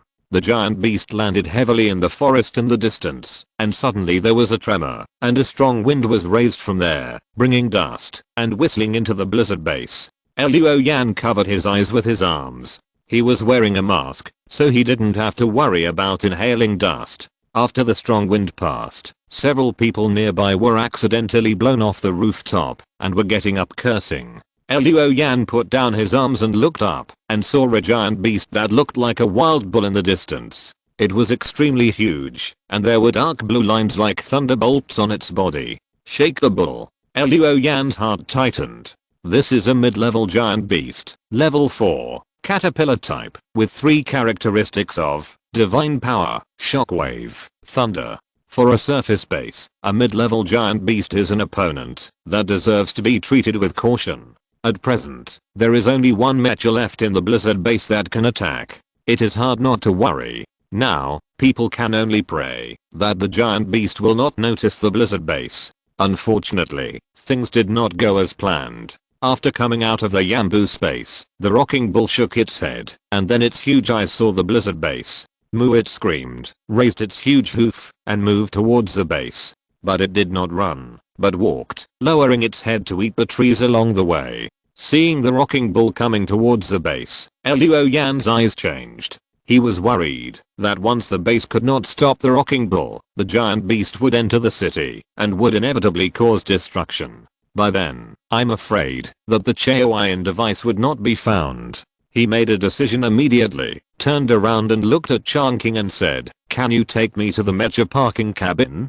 Chongqing was stunned. At the same time, the mecha parking cabin deep in the base, a man strode towards the warehouse, saying as he walked, "Is the mecha ready? Bring Renhua here. As long as he is not dead, let him roll over here." A bearded man in maintenance clothes said, "Captain Gong, don't make it difficult for Renhua. You know how badly he was injured last time. He can only get out of bed in the past 2 days. Letting him get on the mecha is the same as sending him to death." The man was Gong Xiao, the mecha captain of the blizzard base. He put on his helmet and said, "There is a difference. He can choose to die in bed or on the battlefield." The bearded man looked helpless. At this time, another team of people entered the square. The man walking in the front was a man in his 30s. He yelled at the top of his lungs, "Gong Xiao, I order you to stop. Didn't I tell you that a mecha can't beat a giant beast? Don't waste resources. Escort me away immediately." The bearded man looked headache. "Captain Gong, Li Binhang is here." Gong Xiao stopped and looked at Li Binhang, the current owner of the Snow Wolf Company, who had lost most of the base. "Mr. Li, it's very dangerous here. Please go to the bunker for shelter." Gong Xiao said expressionlessly. Li Binhang poked Gong Xiao's chest with his finger and said, "Are you deaf? I told you to escort me out. Who the hell is going to the bunker? If the behemoth enters the city, no bunker can withstand it." Gong Xiao took his hand away and said, "Sorry, as the captain of the mecha of the blizzard base, I have the obligation to protect this base." "You have no obligation." Li Binhang screamed, "I'm your boss, you should listen to me. Now I ask you to escort me out, do you hear me?" Gong Xiao gestured, "Send Mr. Li to the bunker." After that, he went into the parking warehouse. Li Binhang cursed angrily, and at this moment, there was a loud rumble outside the high wall of the base, and the whole ground shook. It turned out that the shaking cow stepped on the anti-behemoth mine buried outside the base, and the flames that shot up into the sky drowned the shaking cow. But a moment later, the behemoth walked out of the thick smoke, and it seemed that it was not injured. Chapter 856 Base Protection Battle. Fire. Fire. On the high walls of the base, heavy defensive artillery was pointed at the shaking cow, and the cannons continued to fire. Although the blizzard base was not as big as before, the heavy artillery on the wall was still quite powerful for a surface base. Balls of fire began to bloom on the shaking cow. As a mid-level beast, the shaking cow could not deploy its anti-membrane, which meant that human weapons could cause damage to it. As a caterpillar, it was not known for its lush fur, so its defensive ability was inferior to other lushly furred beasts. The continuous bombardment of heavy artillery, coupled with the detonation of anti-beast mines one after another, the shaking cow began to be injured and began to bleed. This undoubtedly stimulated its ferocity.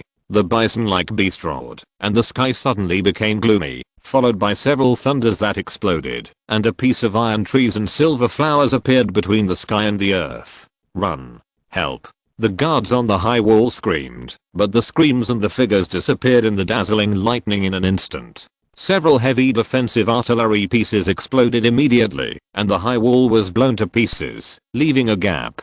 This made the residents of the base scream, "It's over, it's over, let's run, we probably can't hold this place." "Fool, where are you running to? You'll die faster if you leave the base." He's right. When giant beasts appear, parasites will continue to drop from their bodies. Without the protection of the base, these parasites alone will kill us.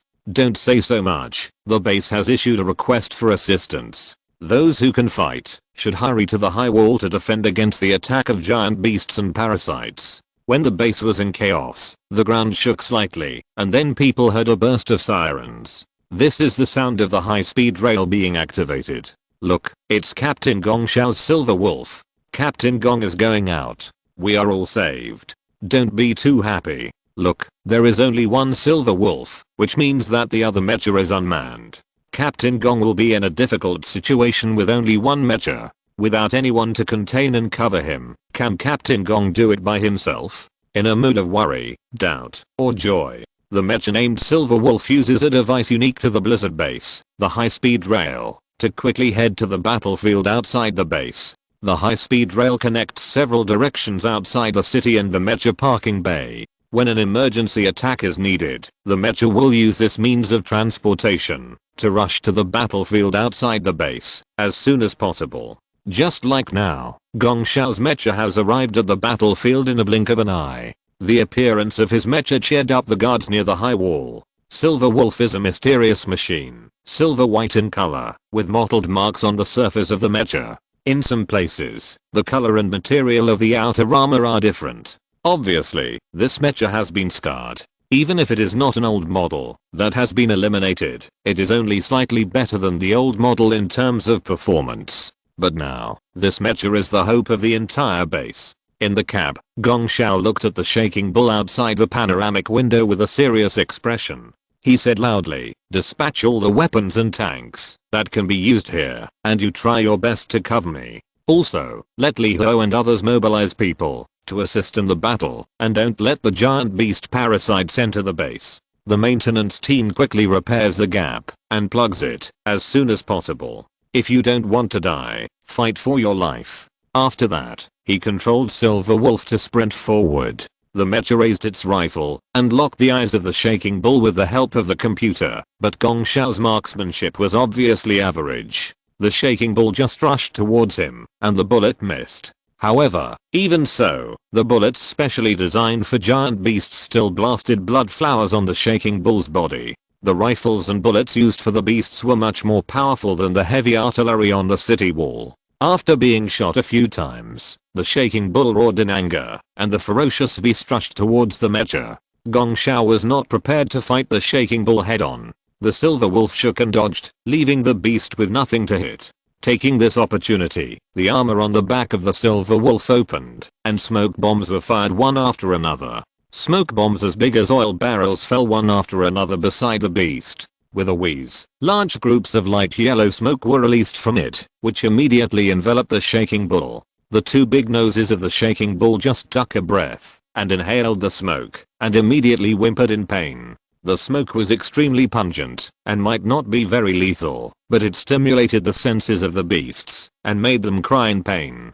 Taking this opportunity, the armor on the chest of the Silver Wolf opened, exposing the missile silo below. Whoosh whoosh whoosh. The 6-barreled silver arrow missiles whizzed away and disappeared into the smoke, exploding orange-red fireballs on the head and body of the shaking bull. The violent impact made the shaking bull dizzy and dazed, and the violent explosion tore its skin and flesh. It was immediately injured because it could not deploy its anti-membrane. At the same time, over at the base, chariots drove out one after another, and the heavy artillery on the city wall turned its fire. Immediately, fierce artillery fire poured down on the shaking bull, and the rising flames and thick smoke enveloped the giant beast in an instant. The earth shook slightly under such firepower. Tons of broken earth and stone powder were blown into the air. Countless trees fell and shattered. Flames sang loudly on the battlefield, and thick smoke spread like flags. Well done. Keep bombing. Don't stop. Don't worry about the ammunition. You can buy more. If you run out of ammunition, you can earn money. If you run out of money, but if you lose your life, everything is over. Come on, Captain Gong. Kill that giant beast. People were enthusiastic, their hands and feet were even more agile, and they began to imagine how much profit a mid-level giant beast could bring them. At this moment, a circle of shockwave suddenly erupted. After the shockwave passed, the earth exploded and erupted. Countless tanks were lifted up, flew more than 10 meters in the air, and then fell heavily to the ground. It was not known how many tanks were broken apart immediately. After all, these tanks were modified by the personnel of the base themselves, and they were not sturdy. Moreover, they were lifted up more than 10 meters, and then fell down, and the parts of the tanks were scattered one by one. The people inside were either shaken out, or fell to vomit blood and internal injuries. Even Gong Xiao's mecha was shaken and shook, and kept retreating, and couldn't even stand steadily. At this time, the blood-soaked rocking bull rushed out from the flames and smoke, and slammed into the silver wolf, sending the mecha flying. Countless pieces of armor broke off, and fell from the air, with fragments scattered all over the ground. Then the rocking bull shook its body vigorously, and giant parasites fell from its body one by one. These things fell on the ground in the woods. Then they gathered into a river, rushing towards the base. If you're listening to this novel on a channel other than Fanfic World, it means they downloaded and uploaded it without effort. We cordially invite you to visit our channel, Mundo Fanfic Novelos. There you'll find the original version of this story and you can explore many other novels of various genres. We're waiting for you to immerse yourself in a world of incredible novels. Chapter 857 Volunteer. Hurry up and seal the gap for me. Hurry up, everyone. If you don't want to die, get moving. At the gap in the high wall, cranes were lifting several armor plates and placing them in the gap, and then workers were welding them urgently. A man wearing a safety helmet climbed up the high wall, looked down, and his face suddenly became a little ugly. It's parasites. Damn, there are so many bugs. Hurry up, seal the gap, the parasites are coming. Hearing this, the faces of the maintenance team turned green, and a worker even shouted and jumped out of the crane cab, ready to run away. But he was caught by a hand, and then thrown to the ground by the other party. The worker climbed up with his safety helmet, and saw a square-faced man biting a cigar and said, "Why are you running away? Go back to work. Li Huo, we will take care of the parasites." The worker then saw that there were figures standing behind the square-faced man. Those people were dressed in all kinds of clothes, both men and women, and without exception, they all had a rebellious look on their faces. It's Jiuying, the boss of Li Huo. Okay, Li Huo is here. There's still hope. Everyone, get to work, and let the people from Li Huo deal with the parasites. The squad leader of the maintenance team shouted, and directed the workers to repair the city wall. The square-faced man named Jiuying bit his cigar and shouted, "Let's go and get rid of all those damn bugs." Figures immediately rushed past him and reached the top of the wall through the special elevator of the high wall. A moment later, gunshots rang out. At this time, Jiuying grabbed a man passing by and asked, "Have you seen Chongqing?" The man thought for a moment and said, "When I came here, I seemed to see him driving a car with someone towards the mecha parking bay." Jiuying then let him go, and said with a confused look on his face, "Why are you running to the mecha parking bay at this time?" Then he turned around and shouted, "Hurry up and bring my weapons here." Behind him, several men came over carrying a bulky multi-barreled machine gun and ammunition boxes. Jiuying smiled, and bit his cigar. He picked up the machine gun with his arms as thick as an adult's thigh, carried it on his shoulders, and walked towards the elevator. At the same time, at the mecha parking bay, Renhua is here. Look, can he drive a mecha like that? The men who were working raised their heads and watched a mecha master with a bandage on his head and a shaky walk walking towards the remaining Zuanji in the warehouse. "Renhua, how is it? Can you get on?" The warehouse supervisor, who was also the mecha maintenance team leader, looked at the young man with a big beard worriedly. The man named Renhua smiled bitterly. We have to go even if we can't. There is only Captain Gong outside the city. I have to go and help. At this time, someone exclaimed. The bearded man looked at the door of the warehouse and saw a car driving in and stopping near the gate. Then the door opened and several people got out. The bearded man said, why is Changqing here? He patted Renhua on the shoulder and said, then you get ready. You can set off after the mecha's ammunition is replenished. Then he left the mecha division and walked towards Changqing. Boss Chang, this is not your hotel. You can't just rush in like this. Changqing said with a smile on his face. Brother Yan, Changqing is presumptuous. But this matter is very urgent, so I can only offend you. Supervisor Yan frowned. What's so urgent that you have to rush in like this?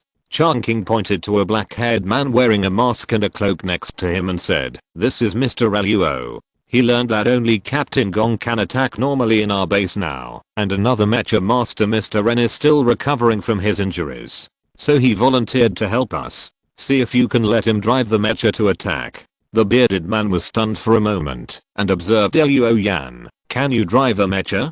Brother, this is not a joke. I know that many of our people on the surface are a bit wild, and they like to modify some scrap mechas for fun in private.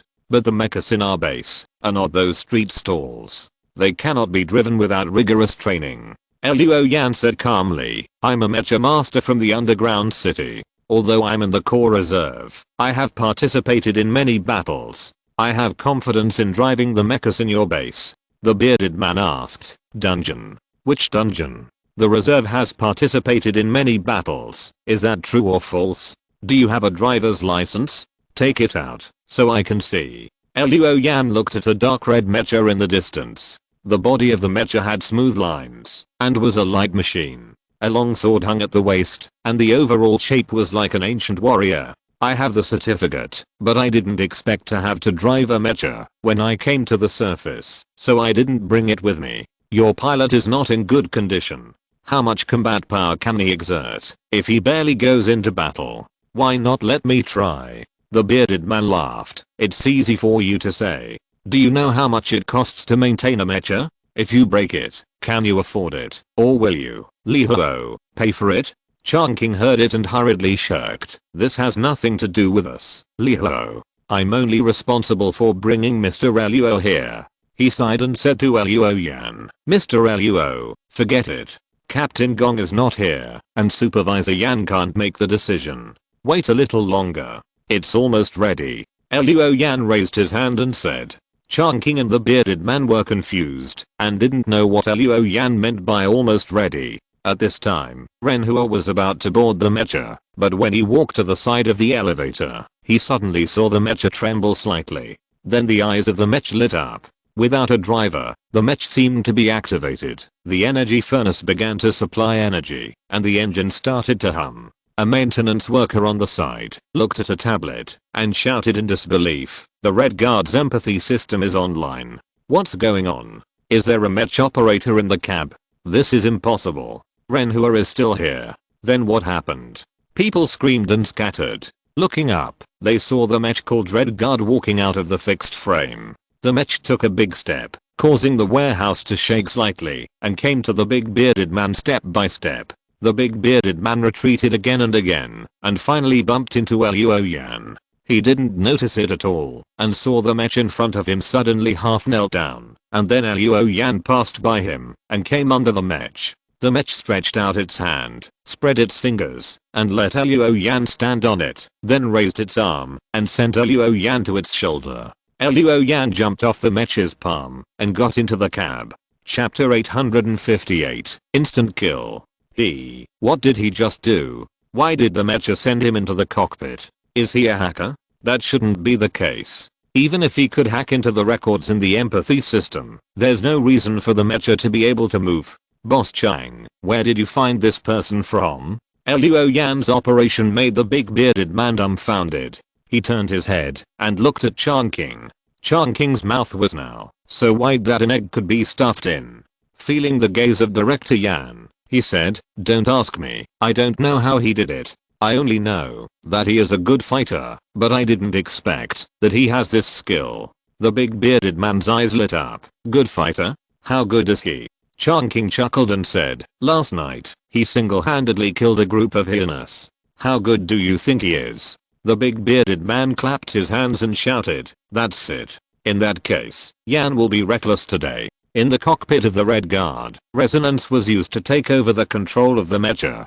Luo Yan did not wear a driving suit, connected the neural line, and sat directly in front of the command console. He checked the parameters of the mecha, which was just an ordinary primary body. He was not surprised by this. After all, this is a surface base, and it is already quite good to have a new model of mecha in service. Luo Yan naturally did not expect that the Red Guard would have the configuration of his Bion. It's just a mid-level one, no problem. Luo Yan was about to attack, and the voice of the bearded man sounded in the communication channel of the command console. Well, Mr. Luo, please follow the instructions to go to the high-speed rail light line 2. We will send you to the battlefield outside the city as soon as possible. Behemoth, I'll leave it to you. Luo Yan agreed, and then the instructions appeared on the command console. He followed the instructions given by the base, controlled the mecha to walk out of the parking cabin, and headed for the high-speed rail line 2.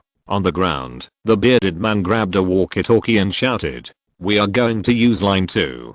Check the situation of line 2 immediately, and make sure the line is unobstructed. Line 2 is currently unobstructed, and can be used. Very good. The bearded man picked up another walkie-talkie. Mr. Luo, we can attack. We can attack. Under Luo Yan's control, the Red Guard boarded the mobile platform of line 2. Under the control of the ground personnel, the fixed bracket on the mobile platform quickly docked with the mecha. Then a countdown appeared on the panoramic window in front of Luo Yan. When the countdown returned to 0, the mobile platform carried the mecha and moved quickly on the rails. Due to the existence of the fixed bracket, Luo Yan only felt a slight vibration, and the mecha still moved very steadily on the rails. Outside the panoramic window, the buildings of the base passed by quickly in front of him, and then quickly retreated to the back. In a blink of an eye, Luo Yan had arrived outside the city. The fixed brackets on the mecha popped up and unlocked one by one, and the Red Guard jumped off the mobile platform and landed on the ground. Luo Yan glanced inside the mecha. Now, a large number of giant parasites on the ground rushed to the gap in the high wall of the base, where repairs were being made. The personnel of Li Ho and some hunters and adventurers in the base were desperately pouring firepower outside the city to prevent the parasites from entering the base. Even so, a large number of parasites climbed up the high wall, and the scene was like a group of cockroaches trying to climb up a building. Luo Yan was not afraid, but he felt sick. On the battlefield on that wall, there was a person who was very eye-catching. The man was carrying a multi-barreled machine gun, stepping on an ammunition box, and was frantically shooting at the swarm of insects below. The gunfire gushing out of the muzzle reflected the figure red and shiny. Looking in the direction of the high wall, Luo Yan quickly made a judgment that there was no need for his support there for the time being. He looked at the rocking cow in the distance again. At this moment, Gong Xiao's silver wolf fell to the ground, and this posture was very unfavorable for the mecha. Especially when most of the rocking cow's body was pressed on the mecha, it was even more difficult for the silver wolf to get bullets. At this moment, electric arcs suddenly jumped on the bloody body of the shaking cow. There was a loud rumble in the sky, and brilliant thunder fell from the sky, hitting the body of the silver wolf. Mechs are usually protected by an insulating layer, but after being hit by such a thick electric light as a water tank, the outer armor was still charred, and many circuits failed, and electric fire jumped. Luo Yan's mind moved, and the Red Guard charged at the shaking cow. The skills were running, and a ball of blood-colored flames immediately emerged around the Red Guard. Under the application of the 5th level of the blood transformation sutra, the shaking cow, which was already injured and bleeding, began to have wisps of blood mist rising from each wound on its body, and then gathered and flowed to the illusory flame on the Red Guard. The blood transformation sutra uses blood and ki as fuel. Once the blood and ki of the shaking cow are put into it, the illusory flame of the Red Guard immediately rises step by step. In the cab of the Silver Wolf, the panoramic window is full of the figure of the shaking cow, and Gong Xiao has no idea what happened outside. But at this moment, he saw that the rocking bull suddenly left him. This was a rare opportunity, so he quickly controlled the mecha to roll over, distanced himself, and then stood up. Then he saw that the rocking bull turned to another direction, with arcs all over his body, and roared to cause lightning strikes. Gong Xiao looked over, and saw that it was a red guard running towards him, and he was shocked. He hurriedly shouted, "Ren Fei, quickly avoid the lightning strikes." The next second, the red guard's figure flashed, and the heavy fuselage suddenly disappeared in the air, and only the sound of the bursting wind sounded in the original place. Then a flash of lightning struck the open space, causing the ground there to explode, and thick smoke to billow. Then the red guard appeared again, and had come to the side of the rocking bull, with the long sword at his waist unsheathed. Gong Xiao felt a pain in his eyes. The red guard sword brought a bright red sword light, like a startled wild goose in the sky, across the giant beast. The next second, the giant beast that was so arrogant just now suddenly spurted out hundreds of blood fountains, and before the blood fell, the body of the rocking bull was broken into 7 or 8 pieces. Heads, limbs, and internal organs were scattered all over the ground, and then blood rained down, drenching the red guard, and forming a pool of blood on the ground. Gong Xiao was stunned. His head was buzzing. A voice shouted in his head, "This is not Ren Fei. This can't be Ren Fei." On the high wall of the blizzard base, Jiuying had just emptied another ammunition box, and kicked the box away. His men helped him replace the ammunition. He bit a half-smoked cigar, and looked at the mecha bathed in blood in the distance. Snap. Half of the cigar fell to his feet. What's going on? Where's the behemoth? Did it just die like that? Jiuying was stunned. He didn't know if it was because the behemoth died suddenly and the breath of death scared the parasites outside the wall. Anyway, when Jiuying came to his senses, the remaining parasites had retreated from the high wall and scattered into the snow and forest. It was not until then that cheers broke out on the city wall. Then the cheers gradually spread to the base, and soon the entire base was boiling. Chapter 859, Self-Destruction. Red Guard. Luoyan felt the blood essence of the giant beast that he had just absorbed. He could use this blood essence to heal his wounds, or replenish his energy, or use it to burst and kill the enemy. After the blood essence of the rocking bull bursts out, it can trigger thunder and send down multiple thunders at once, covering an area. If it is used in thunderstorms, the effect will be better. Luoyan is not injured now, so he stores the rocking bull blood essence first, and uses it when needed. The communicator rang at this time, and Gong Xiao's voice appeared in it. "Hello, I'm Gong Xiao, the captain of the mecha of the blizzard base. I don't know what your name is. My last name is Luo." Luoyan said calmly. "Mr. Luo, thank you for your help. Our Snow Wolf company and the base owe you a favor. Our boss, Mr. Liebenhong, will host a banquet tonight. Thank you for your support, Mr. Luo. Please be sure to attend." Thinking that he would have to stay in the base for a few more days, maybe the Snow Wolf company would need to help him get back the Jiuying. So Luoyan agreed. At this time, some recovery personnel had already driven their vehicles out of the base and came to the vicinity of the giant beast's corpse. Recovery personnel wearing full sets of biochemical suits came out of the car and began to recover the valuable materials from the giant beast. Luoyan drove the red guard back to the base and then left the mecha parking cabin. At night, two cars arrived at the door of the hotel.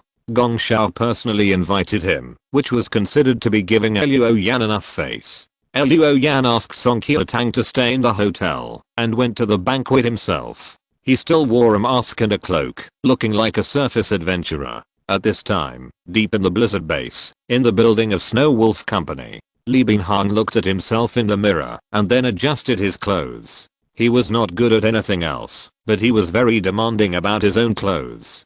Ties, coats, shoes, watches, and even colors all had extremely high requirements. For this reason, there is a room in his house that is dedicated to storing clothes, accessories and related things. After a round of thinking that it was impeccable, Liebenhong walked out of the cloakroom. He said to a woman standing next to him, "Did Gong Xiao invite the person?" "He has already invited him, Mr. Lee." This is Li Binhang's secretary and housekeeper, and occasionally he also serves as a bed partner.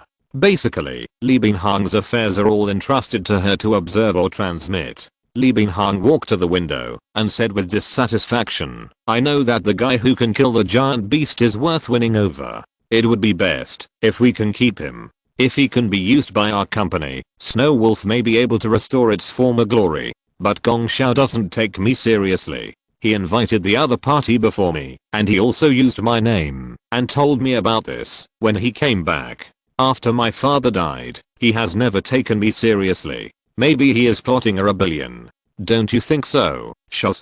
The woman named Shoz didn't dare to take up such a topic casually. She lowered her head and held a tablet computer, tapping it non-stop, pretending to be busy. Li Binhang snorted. "Even you dare not express your opinion," which shows how long Gong Xiao's hand is. Beep beep beep. The phone in the room rang. Shoz answered it and said, "Mr. Li, the guest will arrive in 5 minutes. Li Binhang straightened his clothes and said, "Got it. Notify me when the guest arrives." Shoz's expression changed. Originally, Gong Xiao meant to let Li Binhang arrive early and wait so that he could show respect to others. But now, Li Binhang was going to be late. Shoz didn't dare to say anything. He told his subordinates to notify him when the guest arrived, and then hung up the phone 5 minutes later. Luo Yan, led by Gong Xiao, walked in a spacious corridor. Gong Xiao smiled and said, "Mr. Luo should be here for the first time at the Blizzard base, right?" Luo Yang nodded slightly. Gong Xiao sighed. It would have been better if Mr. Luo had come a year earlier. Now our Snow Wolf company is not as good as before. We are making a fool of ourselves, Mr. Luo. Luo Yan didn't respond. This kind of talk was not easy to respond to. Gong Xiao continued, "The boss of our company now is Mr. Li Binhang. He was hit hard after his father passed away. He gave up on himself and escaped from reality at the gambling table, losing most of the company's income in the base. That's true. However, Mr. Li has recently come to his senses and decided to cheer up again. As soon as he heard that Mr. Luo lent a hand and killed the giant beast, he said he must meet you. Now he is waiting in the hall." As they were talking, the two had already arrived in the hall. But when Luo Yan and the others walked in, there was no sign of Li Binhang at a dining table in the hall except for the waiters and chefs busy at work. Gong Xiao was stunned. This was different from what he had imagined. He had already asked someone to notify Li Binhang and asked him to arrive early, but now, Li Binhang was not there. Gong Xiao felt his face burning, as if he had been slapped. He said awkwardly, "Mr. Li must have been away for a while. Mr. Luo, please take a seat." After arranging Luo Yan to take his seat, Gong Xiao called over a servant. "Where is Mr. Li? Why isn't he here?" The man said with an embarrassed look, "Captain Gong, Mr. Li said that he would be notified after the guests arrive."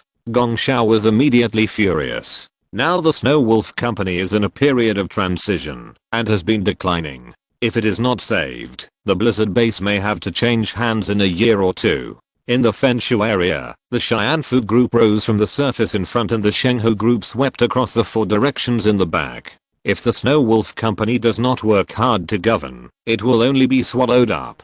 Today, we finally found a master, and we should do our best to win him over. If we can keep this young man named Luo in the Snow Wolf company, maybe the company will have hope of rising again. Gong Xiao never thought that Li Binhang would look at him at this time. This is simply destroying his future. He suppressed his anger and said in a deep voice, "Notify Mr. Li immediately that the guest has arrived." The man nodded quickly when he saw Gong Xiao getting angry. Gong Xiao adjusted his mood, put on a smile again and walked back. "Sorry, Mr. Luo. Mr. Li left for something. The company has been busy lately. Isn't it a coincidence that there is something that needs his approval just now? But it doesn't matter. I have already sent someone to notify him. Mr. Li will be here soon." Luo Yan didn't say anything. He thought to himself that Captain Gong was really worried about the Snow Wolf company. Luo Yan naturally didn't take Gong Xiao's polite words seriously. From Zhaoyang and other people, Luo Yan probably knew what kind of person Li Binhang was. How could that kind of person suddenly change his temper and start running the company? There is only one possibility for him not to be here. Li Binghang was proud of his status and didn't want to be here as the host. He was waiting for his guest. Chapter 860 Mole Gang. Because of Li Binghang, the atmosphere of this dinner can be imagined. After Luo Yan arrived, Li Binghang finally came. But as soon as he walked in, he saw Luo Yan wearing a mask and a cloak, and he frowned unconsciously, with a look of disgust in his eyes. The conversation with Luo Yan was not enthusiastic, and there was a problem of coping with work. So when it came to the topic of recruiting Luo Yan naturally refused. First of all, he didn't think of staying in the Blizzard Base and the Snow Wolf Company. Secondly, Li Binghang's attitude and style, no matter from which aspect, is not a good boss. Thirdly, Luo Yan's other identity is Red Devil, and his men are strong and powerful. No matter how you think about it, there is no reason for him to work for Li Binghang. So this refusal is reasonable. But Li Binghang didn't think so. When Luo Yan rejected him, he was only angry and felt that Luo Yan looked down on him like Gong Xiao. He felt that being looked down on by Gong Xiao was fine, but a surface adventurer named Luo, even if he was skilled, was not qualified to look down on him. At that moment, Li Binghang said he was not feeling well and left early, leaving Gong Xiao embarrassed. So the dinner ended hastily. Gong Xiao was consistent. After the dinner, he personally sent Luo Yan back to the hotel. "I'm so sorry, Mr. Luo. Mr. Li is not feeling well and left early. I apologize to you on his behalf." Luo Yan shook his head, looked at the man seriously and said, "The world is so big, there is no place you can't go. Captain Gong, why do you have to hang yourself on a tree?" After saying that, he said goodbye and walked into the hotel without waiting for Gong Xiao's response.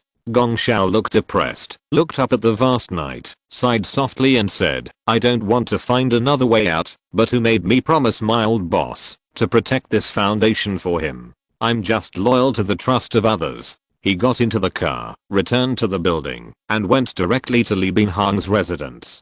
After ringing the doorbell, the door opened, and Shoz poked his head out from behind the door. "Captain Gong, is there something wrong?" Gong Xiao's face turned pale, and he pushed the door open. Shoz hurriedly shouted, "Captain Gong, you can't do this, Captain Gong." Gong Xiao kicked open the door of Li Binghang's bedroom. Li Binghang was working on the bed, and his face changed when he saw Gong Xiao. Gong Xiao pointed at the woman on the bed. "Get out. I won't say it again." The woman quickly wrapped herself in the sheets and ran out in a hurry. Li Binghang, whose face turned red, finally exploded after the door closed. "Gong, do you still take me, the boss, seriously? Who do you think you are, the real boss of Snow Wolf Company? I know you have always looked down on me, but I want to tell you, Gong, I, Li Binghang, am the boss of Snow Wolf Company." Gong Xiao did not get angry, but just asked, "I asked you to go to the lobby early to wait for the guests. Why didn't you listen? It doesn't matter if you are late, the key is your attitude. Mr. Li, he is not an employee of Snow Wolf Company. If you want to win him over, you must at least show sincerity. But your attitude does not reflect Mr. Luo, and even I don't feel a trace of sincerity. Mr. Li, Snow Wolf Company is almost finished. If you don't make progress, everything will be over. This is the last time I will speak to you from the bottom of my heart. You can do whatever you want in the future. Goodbye."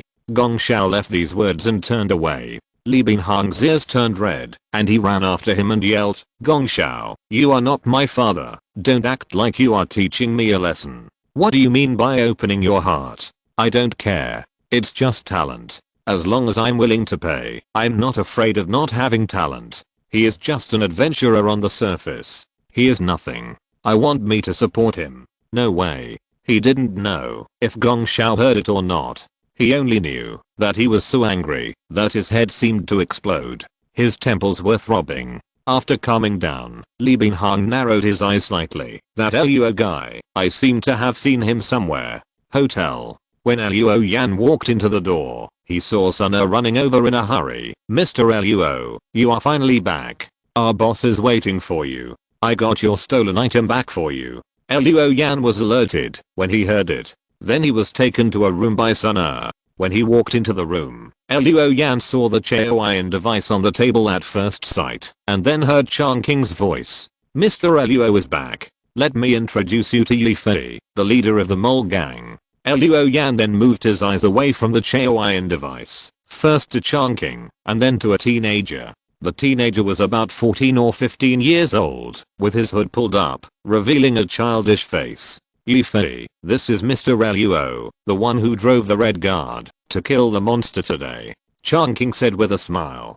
The teenager named Yifei turned around and pulled a 10-year-old boy standing behind him, pulling him out. Then he held the boy's head and bowed. Mr. Luo, your things were stolen by little one. Here, we apologize to you. Yifei then glared at the boy named Little One. Why don't you apologize to Mr. Luo? The boy said reluctantly. I'm sorry. Luo Yan's mouth corners slightly raised and said, forget it, just return the things. I said before that I can buy the things back from you. You name a price. Okay. Little One cheered and opened his mouth to say something. Yifei had already covered his mouth, picked him up, and said to Luo Yan, no need, Mr. Luo. You saved us. It's only right to return the things to you. If we still want money, then what's the difference between our mole gang and those people in Grey Lane? Luo Yan was a little surprised. He knew that the lives of the children and the mole gang were not easy, otherwise they would not have to do these sneaky things. No one is born to like to be a thief. But this Yifei, who could actually say such words, was also a backbone. Luo Yan nodded. Okay, then thank you.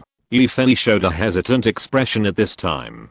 Chongqing smiled and said, Mr. Luo, after hearing about your deeds, Yifei admires you very much. The hotel owner said again, Yifei, this is your only chance. If you miss it, you won't have another chance in the future. If you have anything to say, you'd better tell Mr. Luo now. Yifei gritted his teeth and said loudly, Mr. Luo, I want to learn to drive a mecha from you. Snow Wolf Company now has only 2 mecha technicians. If I can drive a mecha, they will definitely hire me, so that everyone won't have to be a thief in the future.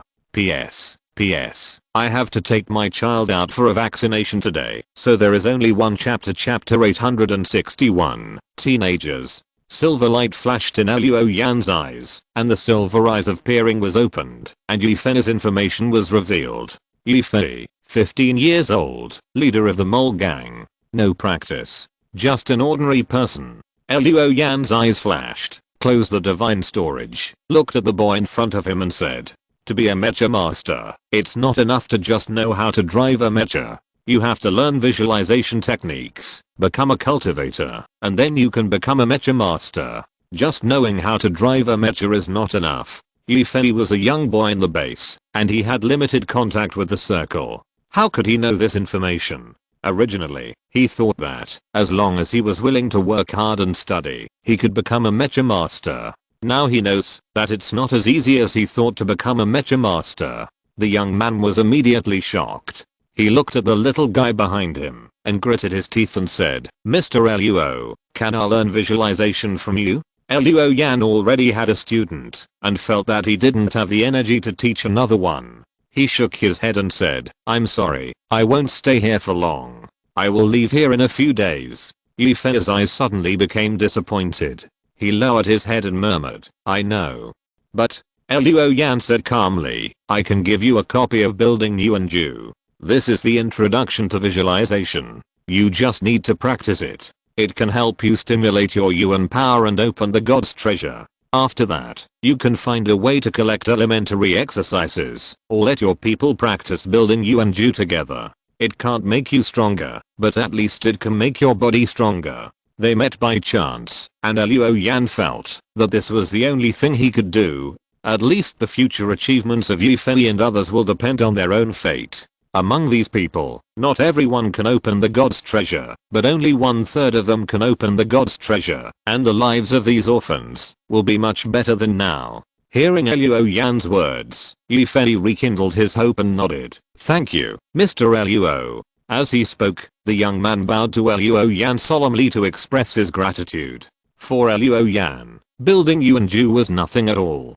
It was just a piece of cake to teach it to the young man in front of him. But for Yifei and other young people, this could change their fate. Therefore, Luo Yan was not modest and accepted Yifei's gift. This also let Yifei and others know that such an opportunity is hard to come by. In this way, these young people will cherish it and practice seriously. After Yifei thanked him, Luo Yan said, "It's getting late today. Come to the hotel to find me tomorrow. Well, you can bring 1 or 2 smart companions. Teaching 1 is teaching, and teaching 2 or 3 is also teaching. Teaching several people at the same time will spread building Yuanju faster." Yifei nodded in agreement, and then said goodbye with Xiao Budian and left. Luo Yan also said goodbye to Changqing, and returned to the room with Jiuying. When Song Qiutang saw Jiuying coming back, her eyes lit up. "You really got it back. Great. I'll check if there's any damage." Luo Yan handed the device to her directly. Song Qiutang put Jiuying on the table, her hands flying, her 10 fingers tapping the buttons on it. After a thorough inspection, she breathed a sigh of relief. "Fortunately, it's not broken. Now we just have to wait for your parts and tools to arrive, and we can start to modify it."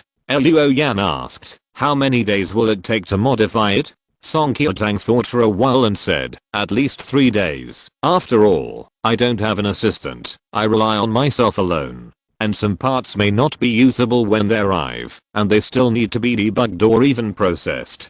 3 days is the fastest. I'm ready not to sleep."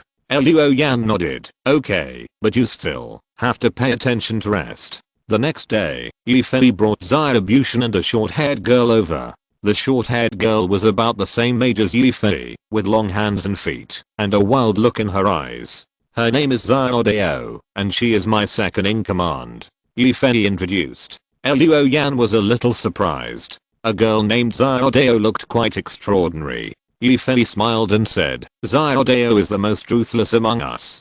Don't look at her as a girl. When she really fights, she is more ruthless than men." Xiaodao whispered, "How can I live without being ruthless?" Luo Yan glanced at her, and suddenly stretched out his hand to grab Xiaodao's neck. Xiaodao's pupils suddenly expanded, and she stepped sideways and suddenly rushed towards Luo Yan. She took out a short blade from under her hand, and stabbed Luo Yan's waist. Yifei exclaimed, "Xiaodao, stop it." The little one quickly covered her eyes. But one hand held the short blade, and Xiaodao could no longer stab.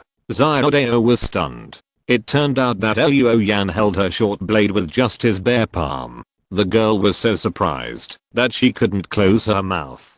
Luo Yan narrowed his eyes slightly. He could see that the girl had not been trained.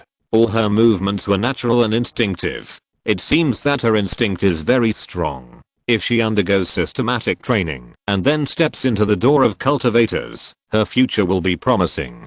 "You are very good.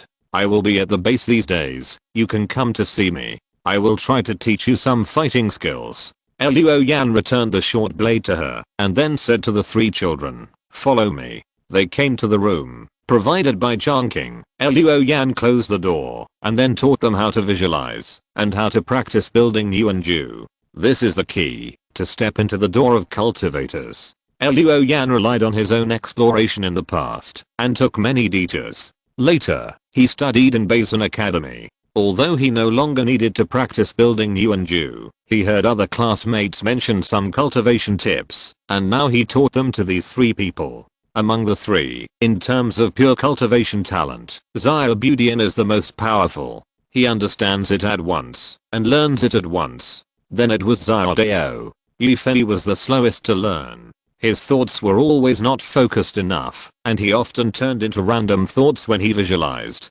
After half a day, Xiaobudian could already feel the existence of Yuanli. Xiaodao also had some experience. Only Yifei had not felt Yuanli yet. However, he was optimistic by nature and thought that, as long as Xiaobudian or Xiaodao learned it, he could slowly ask the 2 for advice. After finishing the teaching, Yifei hesitated for a moment, then said, "Mr. Luo, some children admire you very much after hearing about your deeds. If you have time, can you come to our place to play?" Luo Yan thought for a while and said, "Okay, I will teach Xiaodao some fighting skills in the afternoon, and I will come to your place when I have time." Yifei immediately said happily, "That's great. Xiaodao, you must study hard, and don't waste such a good opportunity." Xiaodao scratched his messy hair. "Got it." Yifei took the little one back first. Seeing that it was getting late, Luo Yan said to the girl, "Let's go and have lunch." Xiaodao coughed dryly, his eyes dodged. "Well, Mr. Luo, you go and eat. I have brought dry food." Luo Yan glanced at her, nodded and said, "Okay. Then you stay here to rest. I will come to you later." After Luo Yan left, Xiaodao breathed a sigh of relief, and then took out a piece of leftover cake from his pocket. Chapter 862 Exchange. The cake was already dry and hard, especially at this time, when things can easily dry out. Xiaodao pinched it, feeling the hardness of the food, and her teeth began to ache. She looked around, trying to find some water to soften the cake before eating, but the room was very clean and there was no kettle or anything. Xiaodao thought for a while, "I'd better save it for dinner. As long as I don't think about it, as long as I practice visualization, I won't feel hungry." Just as she finished speaking, the door suddenly opened again. Xiaodao was startled, and the half cake fell to the ground. Luo Yan was outside the door. He was holding a lunchbox, and saw the cake on the ground. "Is this your lunch?" Xiaodao's face suddenly felt hot and her breathing was rapid. She has always been strong, and doesn't want to show weakness in front of others. Now that she was caught by Luo Yan, she felt a little embarrassed and wanted to find a crack in the ground to crawl into. She quickly squatted down to pick it up, but saw a hand picked up the cake. Luo Yan. Xiaodao was stunned. Then she saw Luo Yan blow a few breaths on the cake, and took a bite. Xiaodao was dumbfounded. She knew very well that her cake was hard and tasteless. It was just dough with a little sugar. How could Luo Yan eat something so disgusting? Luo Yan bit the cake, put down the lunchbox and said, "Swap. I've eaten yours, so you can eat mine." Then he pushed the lunchbox in front of Xiaodao. Xiaodao opened her mouth to say something. Luo Yan said coldly, "Eat up everything, and I will teach you martial arts. I'll give you 20 minutes. Then he ate the half cake in front of Xiaodao. Then he left. When Xiaodao was left alone, the girl felt like there was sand in her eyes. She wiped her eyes. Then she opened the lunchbox and ate it voraciously. In the afternoon, Luo Yan spent 2 hours teaching Xiaodao some fighting skills. Compared with training, Xiaodao was indeed more talented in martial arts. Luo Yan only needed to demonstrate once or twice, and she learned about 70% of it, as if she had the ability to remember. 2 hours later, Xiaodao was sweating all over. He took the water from Luo Yan and drank it non-stop. Luo Yan pointed to the bathroom and said, "Go take a shower, and then take me to your secret base." The lair of the mole gang was underground. There was an extremely complex underground network under this base. Some places had obviously been artificially modified, making it even more complicated. Luo Yan felt that, even if he drove the Shenzhang, it would be easy to get lost here. Xiaodao naturally knew the way. She could walk back even with her eyes closed. Following the girl around, when the two came out from behind a metal fence separating the inside and the outside, Luo Yan's eyes suddenly opened up. They came to a larger space. There were simple houses here, and some even had no houses. They just used wooden boards on some huge pipes to serve as beds. "Sister Xiaodao is back." A child playing nearby shouted happily when he saw Xiaodao, but when he saw Luo Yan, he took a few steps back in fear. However, his voice attracted the attention of Yifei and other children. Yifei's house was a carriage with wheels removed. No one knew how he got the carriage in. He was in the carriage and came out of the window when he heard the sound. "Mr. Luo, you are here." Yifei introduced everyone happily. "Come on, this is Mr. Luo. It's him. He killed the giant beast yesterday, saved Captain Gongxiao, and saved us." A group of children immediately gathered around and looked at Luo Yan curiously. The youngest of these children was only 5 or 6 years old, and the oldest was only 11 or 12 years old. Some were dressed very thinly, and some were carrying a sleeping baby on their backs. When Luo Yan came, he had already thought that the children of the mole gang might have a hard time, but now that he saw it with his own eyes, his heart sank. The world is difficult, and the most difficult are children, especially these orphans without parents. How can these children have any ability to survive? I'm afraid they are all supported by Yifei and other older children. It's no wonder why Yifei can't concentrate when practicing. He probably thinks all the time about how to keep these children alive. For them, even if they just want to stay alive, they need to do their best. Big brother, my name is Guanhei. When I grow up, can I fight giant beasts like you? Big brother, your eyes are so red. Are you sick? Big brother, thank you for saving us.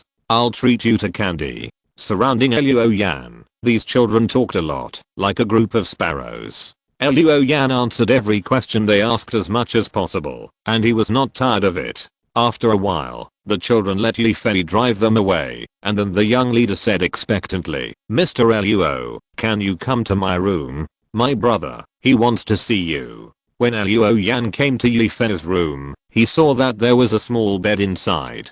Sitting on the bed was a boy about 10 years old. The boy was very thin, with dry and yellow hair. He was looking at other children outside the car window with envy. Yifei whispered, Xiang, this is the Mr. Luo I told you about. The boy named Xiang turned his head with a flickering look in his eyes. Excited, scared, with a complicated expression. Hello, Mr. Luo. The boy said sensibly, I'm sorry, I can't get out of bed to greet you. He said, then lowered his head with some inferiority. Yifei said with a gloomy face, the base was attacked a few years ago. Our father died in that attack. Although my two brothers and I survived, as Xiang lost both legs. I swore that I would make enough money and then equip Xiang with a pair of prosthetic limbs so that he can move freely like a normal child. But I'm useless. Until now, Xiang said, brother, it's fine for me this way. I don't like to move, and I hate sweating. It's also good to read in bed every day, like I do now. Yifei forced a smile. Anyway, we hate the behemoth. Yesterday Xiang heard that you killed the behemoth, so he wanted to see you. That's why I took the liberty to invite you to come and play with us. But obviously, we have nothing fun here. Luo Yan glanced at the young leader, then walked over, squatted down beside the bed, put his hand on the quilt, and felt the emptiness under the quilt.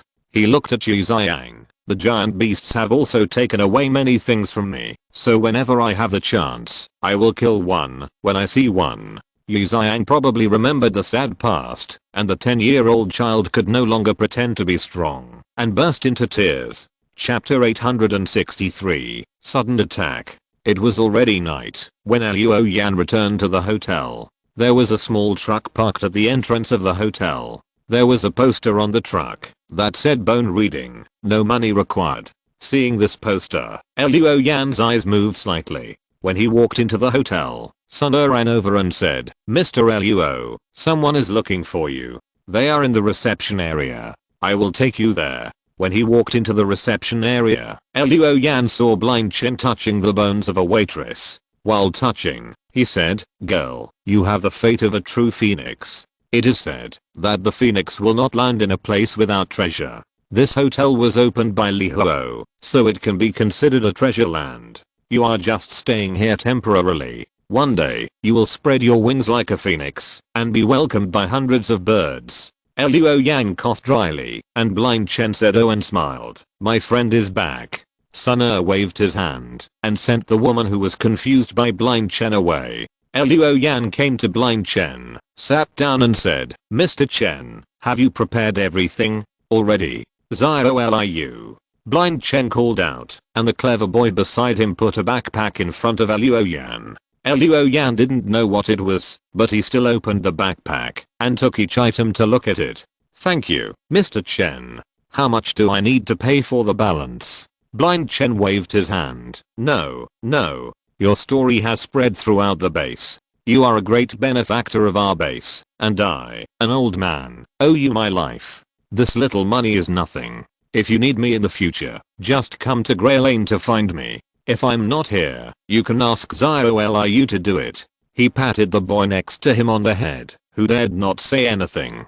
Luo Yan nodded and said, I really have something to trouble you, Mr. Chen. Several days passed like this. Song Tang modified the Jiuying, and now when the device is turned on, a sound wave transmitter will be set up. As for whether it works, you have to try it to know. Luo Yan decided to leave the base tomorrow. So after teaching Yifei and the others, he said, you guys come with me. Yi Fei and the other two followed Liu Yan out with a suspicious look on their faces. After walking for a while, they turned into a relatively clean and quiet alley. Little Bit looked around and said softly, "Brother Fei, this is the territory of Li Huo, right? Why did Mr. Luo bring us here?" "Shut up, just follow me." Xiao Dao had been learning from Luo Yan these days, and he had already placed Luo Yan in the most respected position. Now seeing that Little Bit had doubts, he immediately retorted. Little Bit pouted and whispered, "Brother Fei, you take care of her." Yi Fei shook his head. "I don't dare, do you dare?" Little Bit secretly glanced at Xiao Dao and was glared at by her, so he immediately shrank behind Yi Fei. After a small episode, the three teenagers saw Luo Yan stopped in front of a small courtyard. Luo Yan pushed open the door of the small courtyard, and the courtyard inside the door was spacious and the ground was clean. He took the three teenagers to visit the kitchen, living room, and each room. Then he took out a bunch of keys from his pocket and put them in Yi Fei's hand. "I bought this place. When I come back, I will live here. But I'm afraid that someone will occupy it when I'm not here, so I need you to do me a favor. Help me look after the house. This is your reward." Luo Yan opened the last room and pointed inside. There were piles of clothes and boxes of food in the room, enough for the children of the mole gang to spend the winter. Seeing this, Yi Fei immediately understood what happened. It is true that Luo Yan bought this yard, but it was not for himself to live in, but for these children to use. But in order to take care of their self-esteem, he asked them to help look after the house, and even used this excuse to give them enough food and clothes to spend the winter. In addition, this is the territory of Li Huo, which is obviously much safer than other places in the base. Obviously, Luo Yan thought carefully before buying this yard. Now, not to mention Yi Fei, even the little one knew what had happened. The little one's eyes were red. He burst into tears and hugged Luo Yan's pants tightly. Luo Yan rubbed his head and said, "You dare to wipe your nose on my trouser legs, I will punish you." Xiao Dao heard other meanings. "Mr. Luo, are you leaving?" Luo Yan nodded and said straightforwardly, "I'm leaving tomorrow. You don't have to see me off. You have to work hard to practice, and I will check you when I come back next time. Especially you." Luo Yan pointed at Xiao Dao. "Don't forget the fighting skills and footwork I taught you." Xiao Dao nodded desperately, his eyes red, and said, "I won't let Mr. Luo down." Luo Yan said happily, "This is what you said. I will check your homework next time we meet." "Okay, it's still early now. You go back and bring the child here. I have something else to do, so I'll leave first. Goodbye, Mr. Luo. Take care, Mr. Luo." Luo Yan stopped, turned around, took off his mask, revealing his face with cold lines but warm eyes. "Live well and study hard. Don't be naughty." After saying that, he put the mask back on and left calmly. The next day, Luo Yan took Song Qiutang away. Since he did not inform them in advance, not many people knew that he was leaving. Only Changqing, representing Li Huo, sent Luo Yan and the others outside the base. Luo Yan and the others got on the snowmobile that was already fully fueled, started the motorcycle, and drove away. Not long after leaving the base, Luo Yan suddenly smiled and looked in a certain direction of the base. Song Qiutang asked, "What's wrong?" "Nothing." Luo Yan turned around and drove away. In the direction he was staring at, Yi Fei followed Luo Yan and the others on his skis. Although Luo Yan did not allow them to see him off, Yi Fei still wanted to see him off for a while, otherwise he would feel uneasy. After a while, when the base could no longer be seen, Yi Fei suddenly saw something flash in the distance in front of him. Then there was a sharp whistle. A few seconds later, flames suddenly exploded where Luo Yan and the others were. This sudden change scared Yi Fei so much that he fell on the snow. He quickly got up and saw thick smoke rising and sparks flying in front of him. At this moment, several more whistling sounds were heard, and then the area continued to explode.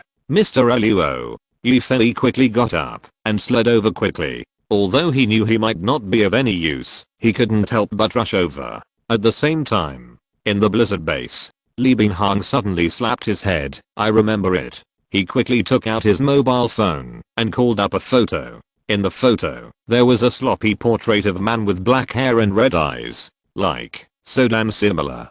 Could it be that the man surnamed Luo is the one that Shenghu group is looking for? Li Binghang's eyes lit up and dialed a number. If you're listening to this novel on a channel other than Fanfic World, it means they downloaded and uploaded it without effort. We cordially invite you to visit our channel, Mundo Fanfic Novelos. There you'll find the original version of this story and you can explore many other novels of various genres. We're waiting for you to immerse yourself in a world of incredible novels. Chapter 864. I'll be back soon. Buzz buzz buzz. Luo Yan covered his ears. The severe tinnitus made him feel dizzy. He recovered after a while. He found himself and Song Qiutang in the snow. The snowmobile had been blown into pieces, but Jiuying was pressed under Luo Yan and was not seriously injured. Just now, they were driving normally, and Luo Yan suddenly heard a whistling sound. He immediately grabbed Song Qiutang with one hand and lifted Jiuying with the other hand and jumped off the snowmobile with all his strength. Then the snowmobile was blown into pieces. After they fell into the snow, Luo Yan did not dare to stay and ran wildly in the snow with Song Qiutang. He was worried about the follow-up attacks. Sure enough, there were several more explosions, and the last explosion was not far from them. The impact of the explosion directly blew them away. Luo Yan recovered the fastest because he activated the dragon transformation posture, but Song Qiutang was directly stunned. He hurried to the woman's side and checked her. He saw that she was still breathing and only had some skin injuries. He couldn't help but breathe a sigh of relief. Song Qiutang was very important to him.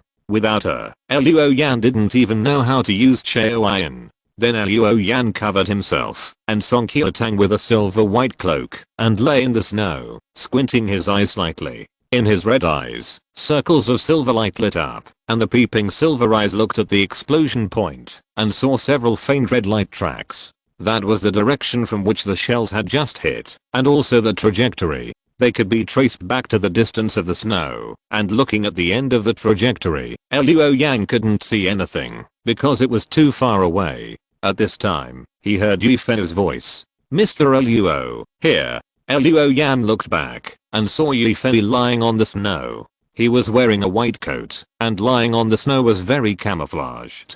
Yifei gestured for him to come over. So Luo Yan carried Song Qiutang on his back and moved towards Yifei. Yifei immediately got up and led the way. When Song Qiutang woke up, they had already arrived in a forest. Yifei brought Luo Yan and the other two to a wooden house, which was hidden in a mess of trees. The outer circle of trees became a natural cover, and the branches that grew in all directions made it difficult for people outside to see the wooden house inside. Yifei introduced, this is a secret base outside. After the arrival of spring, Xiaodao and I will go out hunting. At this time, the animals have just ended their hibernation and are dizzy, which makes it easiest to catch them.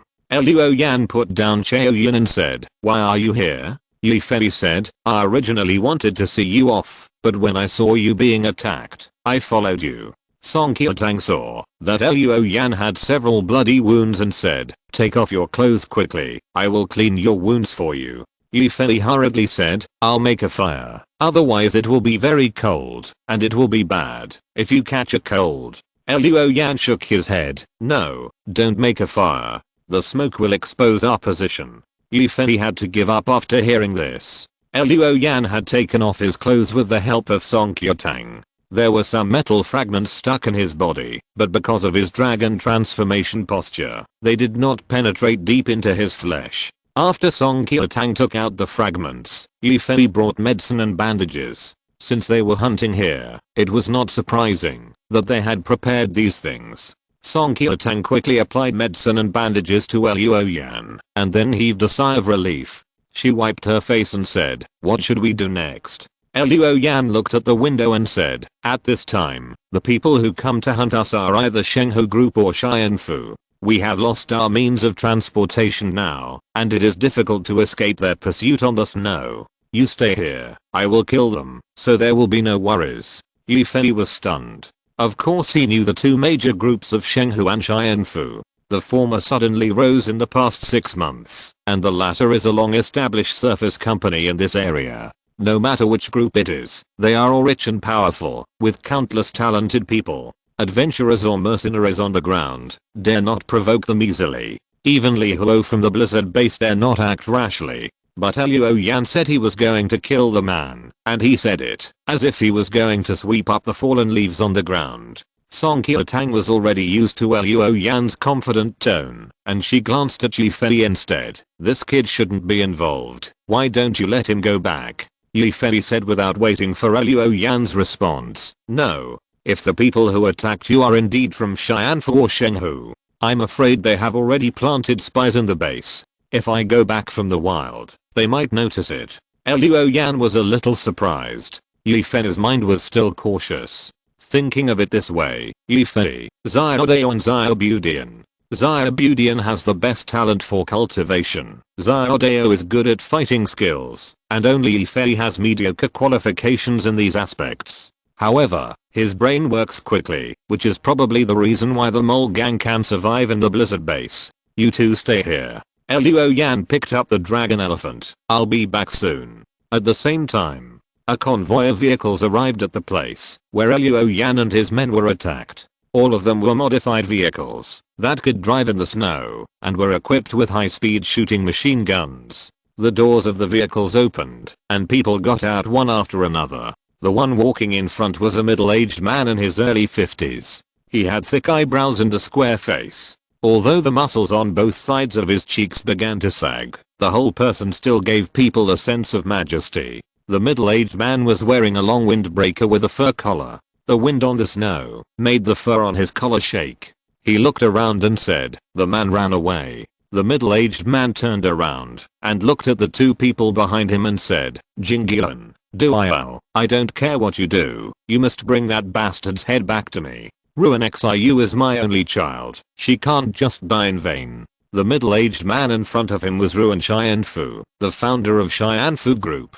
The two people he placed high hopes on were both men in their early 30s. One was slender and carried a long sword on his back. The other was muscular and carried a shield and a gun on his back. Both of them nodded in agreement. They were the remaining two celestial officials, Jingyuan carrying a sword and Du carrying a shield. Ruin Xianfu glanced around, then got into the car, and the convoy left on the snow. Jingyuan, with a slender figure, walked to the wreckage of the snowmobile and looked at the sky. Snowflakes were falling from the sky. The accumulated snow had already covered the wreckage of the snowmobile. "What do you think?"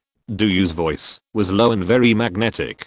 He walked over and used a pitch black spear to pick up several pieces of wreckage. Jingyuan sighed. "This mission is very difficult." Duyu nodded. "We took the trouble instead of doing it. We threw several summer flowers in one breath, but we didn't kill him. It's really not easy." Jingyuan shook his head. "That's not what I meant." Chapter 865 There is murderous intent. "So what do you mean?" Duyao squatted down beside him, digging in the snow with his hands, looking for something.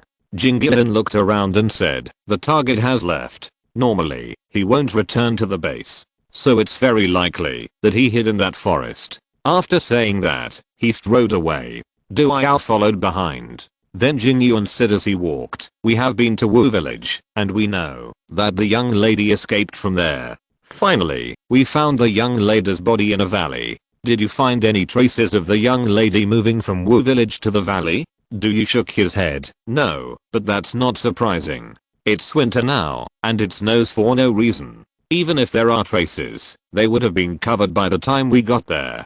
Jingyuan smiled. "What you said makes sense, but don't forget that the distance between that valley and Wu village is very far. Obviously the young lady was discovered only after she escaped to that valley. From the situation in Wu village, the young lady obviously did not use any means of transportation when she left. So there is only one possibility. The young lady used the thunder body to escape from Wu village. But in the end, she was still found by the murderer. Why do you think that is? Is the murderer lucky, a blind cat encountering a dead mouse? Or does he have other means of tracking?" Duyu thought for a while and said, "I don't believe in luck. I would rather believe that he has a way to track." Jingyuan nodded. "Me too." "Then this leads to another question.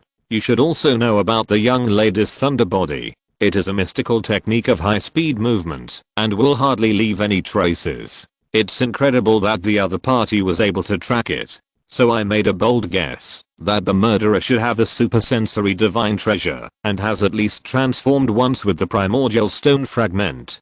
Do you paused? I understand. If your guess is true, then this guy is really not simple. He actually transformed with the primordial stone fragment. He is definitely not a person on the surface. Is he from a dungeon? Jiuying exhaled. That's what I think. And even if he is from a dungeon and can use the primordial stone fragment, he is definitely not an ordinary person. Either he is a fierce general in the Mecha Corps, or he comes from a wealthy family. No matter which one it is, if we provoke him, Xianfu group will be in trouble. Jiuying raised his eyebrows. Why, are you scared? I can't say I'm scared. I just think it's very troublesome. Jiuying smiled and said, so after we find him, we should try to handle it perfectly, leaving no loopholes, and it's best not to let people know that it was done by Xianfu. We can even mislead the people who are investigating and make them focus on Shenghu. Jiuying's eyes lit up. Your brain is still good. This matter is indeed instigated by Shenghu's people. After we are done, as long as we leave some clues, we can point the finger at Shenghu. If Shenghu group is hit, our Xianfu will have a chance to rise. Jiuying nodded slightly. At this time, the two had come to the edge of the forest and walked in. The light in the forest immediately became dim. Jiuying continued, in addition, it's best not to underestimate the murderer. In addition to the means to track the young lady, he also has the ability to kill all the pursuers in Wu Village. Jiuying curled his lips and said, those mobs are not worth mentioning. Jiuying stopped, looked at him seriously and said, if you still hold this idea, you may not be able to get out of this forest. Those are indeed a mob, but before Wu Village, that man killed the demon monk Dukang. You don't mean to say that Dukang is also a mob, do you? Jiuying was speechless. Jiuying turned around and said, in addition, among the many dead, there is also old man Chang who is good at using the ghost taper show. He died the most miserably. Obviously this is an act of revenge. I guess the lady asked old man Chang to use the ghost taper show to control the target. But it failed in the end, and even caused the target to retaliate against old man Chang. You also know that old man Chang's ghost taper show, if it fails, once it successfully enters the dream, it is usually difficult for the controlled person to wake up. From this point of view, the target's mental will is extraordinary. Only in this way can it get rid of the influence of the ghost taper show. Jiuying listened to his companion's analysis, and his expression gradually became solemn. Jiuying stopped, looked around, and then chose a direction to continue moving forward. In addition, the list of adventurers summoned by the young lady includes Lin Fei and drunkard Guo Yaohe, but the bodies of these two people did not appear at the scene. Lin Fei is fine. Although Guo Yaohe is not as good as the demon monk, he is also one of the best figures in that group. He did not die at the scene. Either he was defeated and escaped, or he never appeared at all. From these aspects, it can be inferred that the target's combat power is not bad.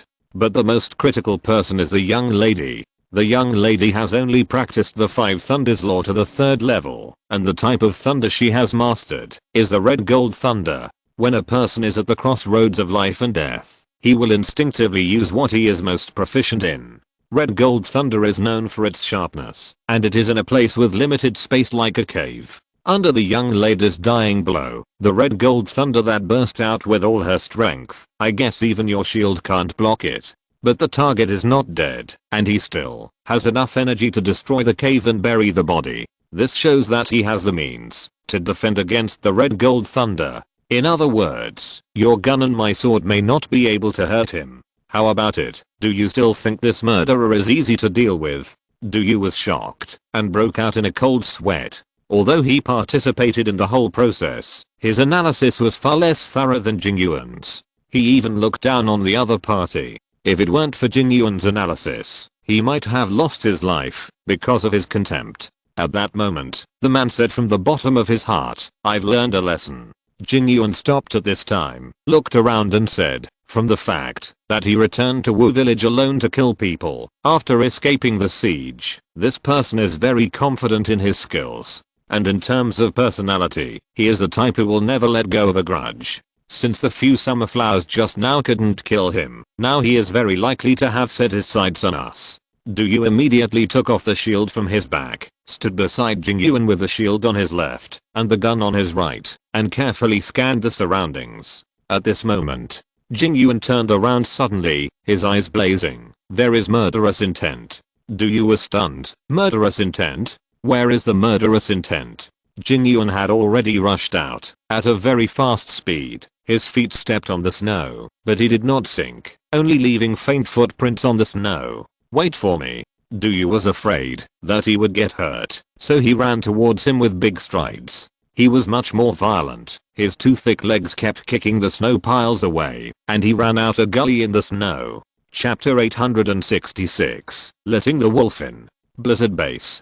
Gong Xiao walked out of the mecha warehouse and threw a cigarette to Yan Dahuzi. The warehouse manager took it, lit a cigarette for himself and Gong Xiao, and then took a puff. We failed to keep him after all.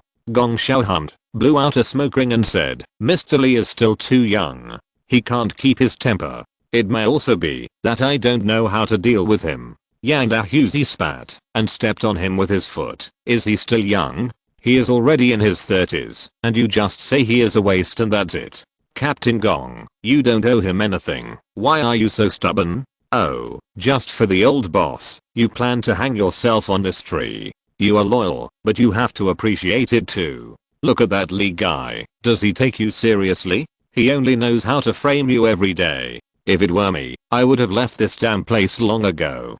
Gong Xiao shook his head. When I was about to starve to death, it was my old boss who gave me a bite to eat. I will always remember this kindness in my heart. Before my old boss died, he asked me to look after the company. I agreed and I won't regret it. Yang Dahuzi sighed. In this world, honest people like you will always suffer.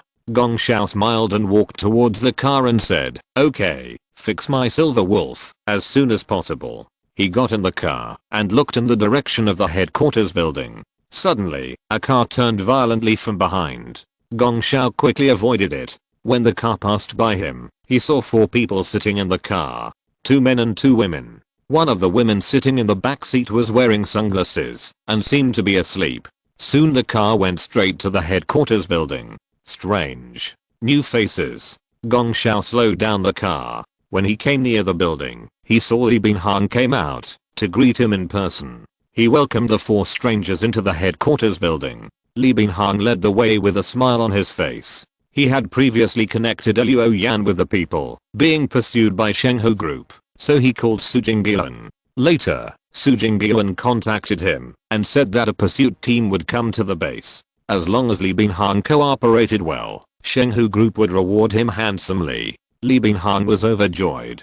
He did not expect that one day he would be able to hold on to the thick leg of Shenghu Group. Now that people have arrived, he naturally behaves respectfully. 4 of you, please come this way. Li Binhang welcomed them into his office and then smiled and said, may I know your names? A very handsome young man with a face like a white fox answered with a smile. My name is Jiuying. This is Fat Bao. Of course it's a nickname. He pointed to a fat, and honest man behind him. Then he introduced a short-haired woman who was only wearing a black vest and camouflaged pants in the middle of winter, wearing military boots, and a long sword with a red sheath across her waist. This is Han Jiuying. She is best at dismembering her opponents, and she also likes this kind of entertainment. Jiuying's introduction made Li Binhang tremble with fear. Finally, Jiuying bowed, and his eyes fell on a tall, cold-looking woman wearing sunglasses. This is our captain, Ms. Beiyun. Calling me miss or madam makes me look too old. Beiyun corrected, then walked to Li Binhang's chair and sat down boldly with her legs on the table and said lazily, let your people go first. In the office, in addition to these 4 people, there was also Li Binhang's secretary Shoz and several guards. Li Binhang certainly didn't want to put himself in the same room with these 4 people who didn't look easy to mess with. So he smiled and said, it's okay, Miss Bei. They are my confidants. I promise they won't say anything. Beiyun looked at the ceiling. I don't like to say the same thing twice. Since you don't want them to leave, then let them stay. She gestured. Li Binhang thought she agreed and smiled and said, yes, it's okay for them to stay. Suddenly, a figure flashed in the corner of his eye. Li Binhang subconsciously looked back and saw that among the 4 people, the woman named Han Ying suddenly came to his secretary Shoz. Press your hand back. The long knife hanging horizontally behind the waist was unsheathed instantly, and the knife light circled around Shoz's beautiful and slender neck. So the slender neck, that Li Binhang often kissed passionately, sprayed with bright red and warm blood, splashing on Li Binhang's face. Shoz looked incredulous, covered his neck and stepped back, then sat down on the ground, and his breathing stopped. Li Binhang's eyes were about to pop out, and he opened his mouth to scream. A hand covered his mouth. Beihua smiled and said, "It's okay, don't be nervous." The guards reacted at this time, and one of them just pointed the gun at Han Ying. The knife flashed. The man's hand holding the gun was cut off by Han Ying, and then the long knife sealed his throat, blocking the guard's scream in his throat. Han Ying took out an automatic pistol with her other hand. 2 bangs. The remaining 2 guards were killed. At this point, all of Li Binhang's people were dead, and they were all left in the office. Li Binhang realized that Bei Yun's so-called staying actually referred to the current situation. There was a sudden knock on the door. Gong Xiao's voice came from outside. "Mr. Li, are you okay?" Hearing Gong Xiao's voice, Li Binhang felt like he had found a life-saving straw, but his mouth was covered, and he could not make a sound. Han Ying walked past the corpses. Outside the corridor, Gong Xiao frowned slightly. He heard gunshots as soon as he arrived, but no one answered the door when he knocked. Picking up the phone, Gong Xiao wanted to call other guards over. Suddenly, a cold light pierced through the wall. Gong Xiao quickly stepped back. He was fine, but his phone was pierced by a long knife. The long knife retracted again. Then the door of the office opened, and Han Ying came out, staring at Gong Xiao with a smile. Being stared at by this woman in a vest and camouflaged pants, holding a long knife, Gong Xiao felt like he was being stared at by a poisonous snake. He made a prompt decision, took out his pistol and shot. Bang, bang, bang. Gong Xiao kept shooting. Han Ying dodged flexibly. After several shots, Han Ying had come to Gong Xiao's side. The 2 passed each other. A stream of blood spurted out of Gong Xiao's thigh. It was Han Ying who slid over and cut his leg. Gong Xiao groaned and turned to shoot. Han Ying waved her long knife, splitting the bullets and deflecting them. When Gong Xiao emptied a magazine, the woman had already pounced on him and slashed Gong Xiao's neck with the long knife. Gong Xiao ducked and dodged, then punched Han Ying in the waist and ribs. Han Ying slashed Gong Xiao's arm with a backhand knife. The 2 separated at lightning speed. Gong Xiao's thigh and arm were bleeding, but he remained calm. "Who are you? What did you do to Mr. Li?" he shouted in a deep voice. Chapter 867 Massacre. "Mr. Li." Han Ying glanced into the room. "Are you referring to that idiot who is now scared to death?"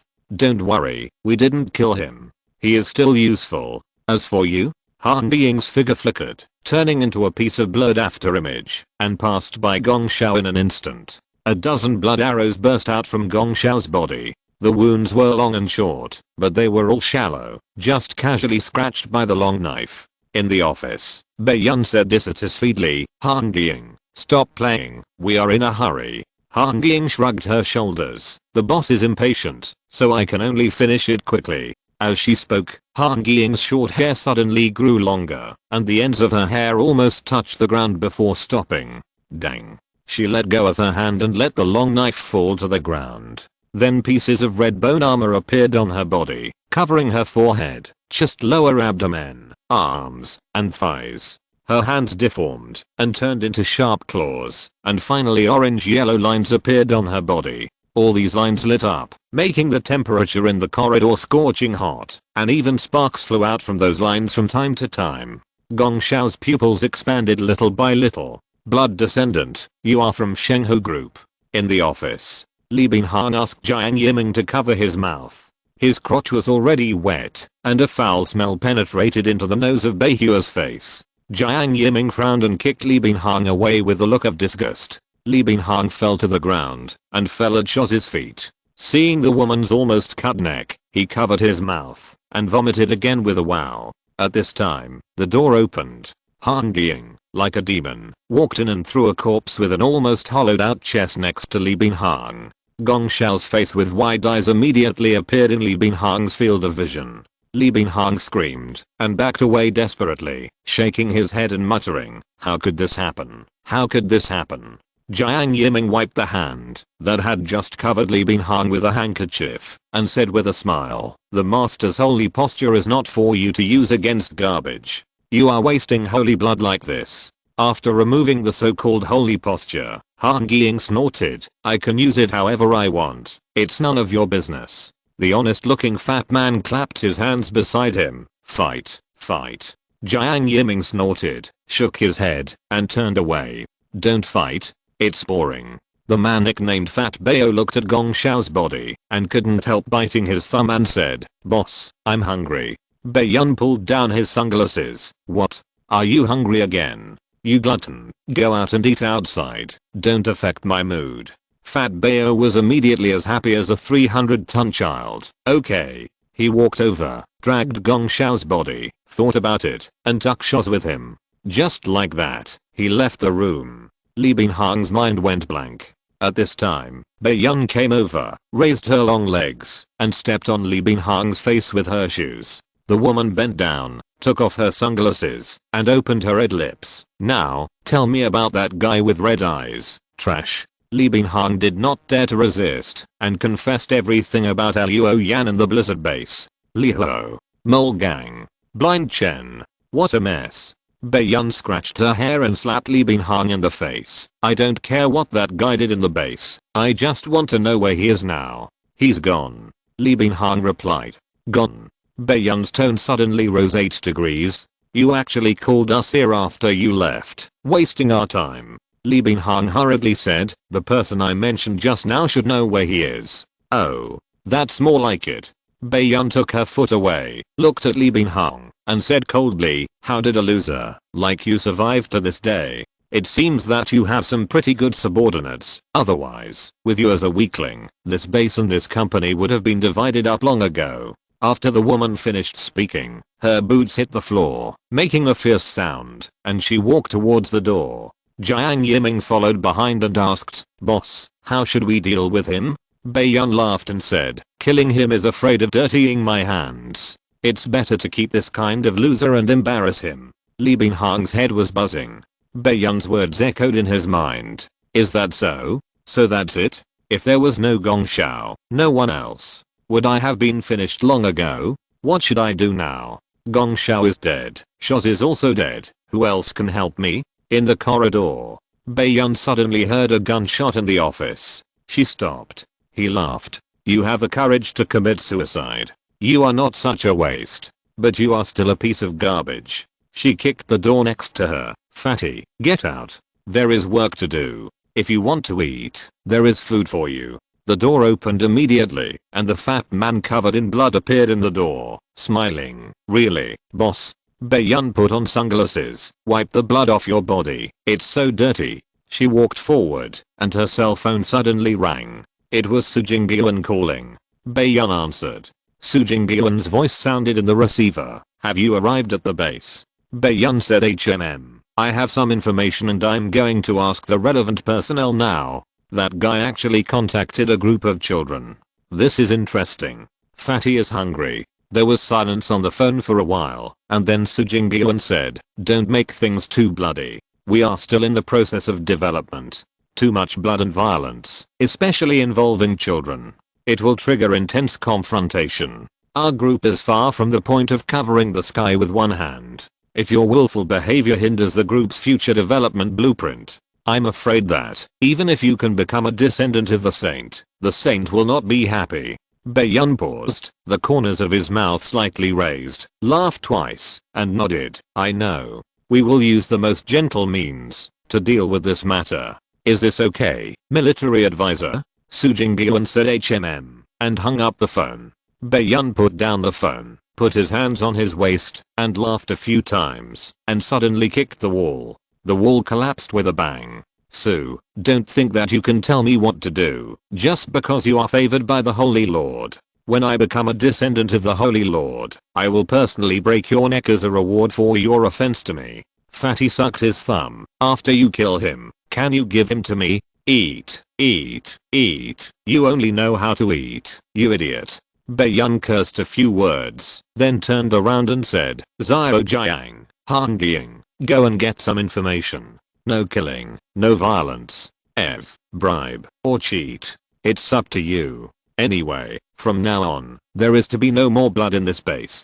Go, find that red-eyed guy for me. Chapter 868 Once and for all. In the woods covered with winter snow, Jiuying's figure was flying, skimming across the snow. He suddenly turned his head to look at a bush in the distance and pointed. The long sword behind him shone with the light of Yuanli, flashing away like a cloud in the sky. In an instant, it had disappeared into the bush.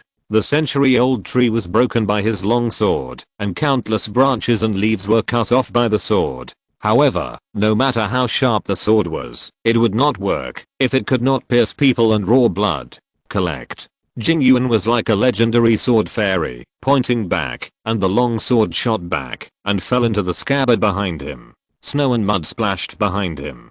Jiuying came to him and asked, "How is it? Did you catch anyone?" Jiuying shook his head. "It's not that easy. He is testing our strength." Jiuying immediately raised his voice. "What are you testing? What's there to test? If you are a man, come out and fight with us." The voice echoed in the woods, but unfortunately there was no response. At this time, Jiuying's ears twitched and he shouted, "This way, chase." The two chased to the west side of the woods again. In that direction, Jiuying used the footwork of dragonfly skimming water from time to time to move between the trees. In this way, as long as he did not fall to the ground, there would be no footprints left in the snow.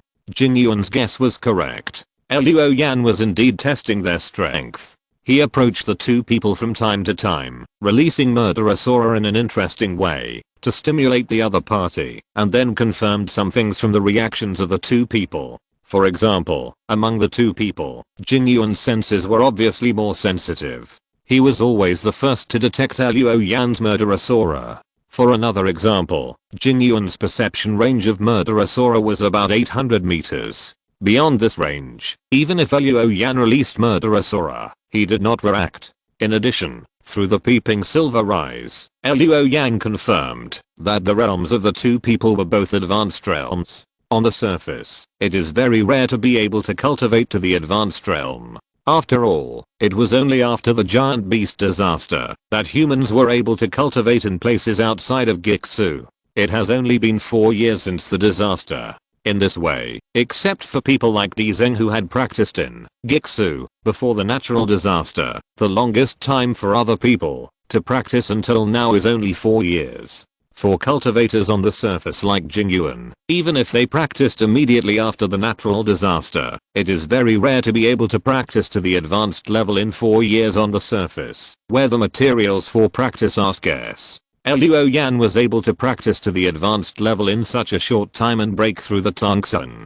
Basically, he took drugs throughout the whole process. If there were no large amount of resources invested, how could he grow so fast? In addition, Jiuying's divine treasure is quite special. It is actually controlling objects. This allows him to control all inanimate objects, and what he is most familiar with is naturally the long sword behind his back. So he can naturally use the legendary sword immortal method like just now. Of course, controlling objects also has its limits. Jiuying came to a conclusion from the large number of trial actions just now. Jiuying's controlling objects has the best distance within 300 meters. In this range, he can control the long sword as if it were his arm, which is not much different from swinging the sword himself. The effective response distance is within 700 meters. In this range, his sword can come and go freely, but he cannot use it as carefully as in the 300 meter range. Moreover, beyond 300 meters, the longer the distance, the more Yuanli he attached to the sword will lose.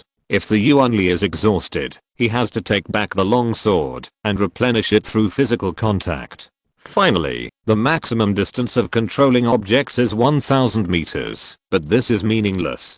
Once it exceeds 700 meters, Jiuying's sword can only go straight back and forth, with little change, and the Yuanli on the sword will be lost quickly. As for Jiuying, his Shenzang is iron wall. Although he has not used it yet, Jiuying's silver eyes of peering into the Dao is basically proficient now. Therefore, more information is obtained than before. In addition to the name of the Shenzang, Jiuying can also know its general purpose. The iron wall can set up a barrier similar to the empty wall within a certain range, but it is stronger than the empty wall. In addition, you can choose to set the iron wall around him, or on his own body. It is a kind of divine treasure with strong defensive nature. However, this thing is only slightly stronger than the divine treasure of the super system, and is far inferior to the peculiar divine treasure of control objects. Of course, if compared with Luo Yan's original voice of the air, it is still much stronger. Luo Yan released Murderer Sora to test his opponents, while leading them away from Yi Fei's wooden house.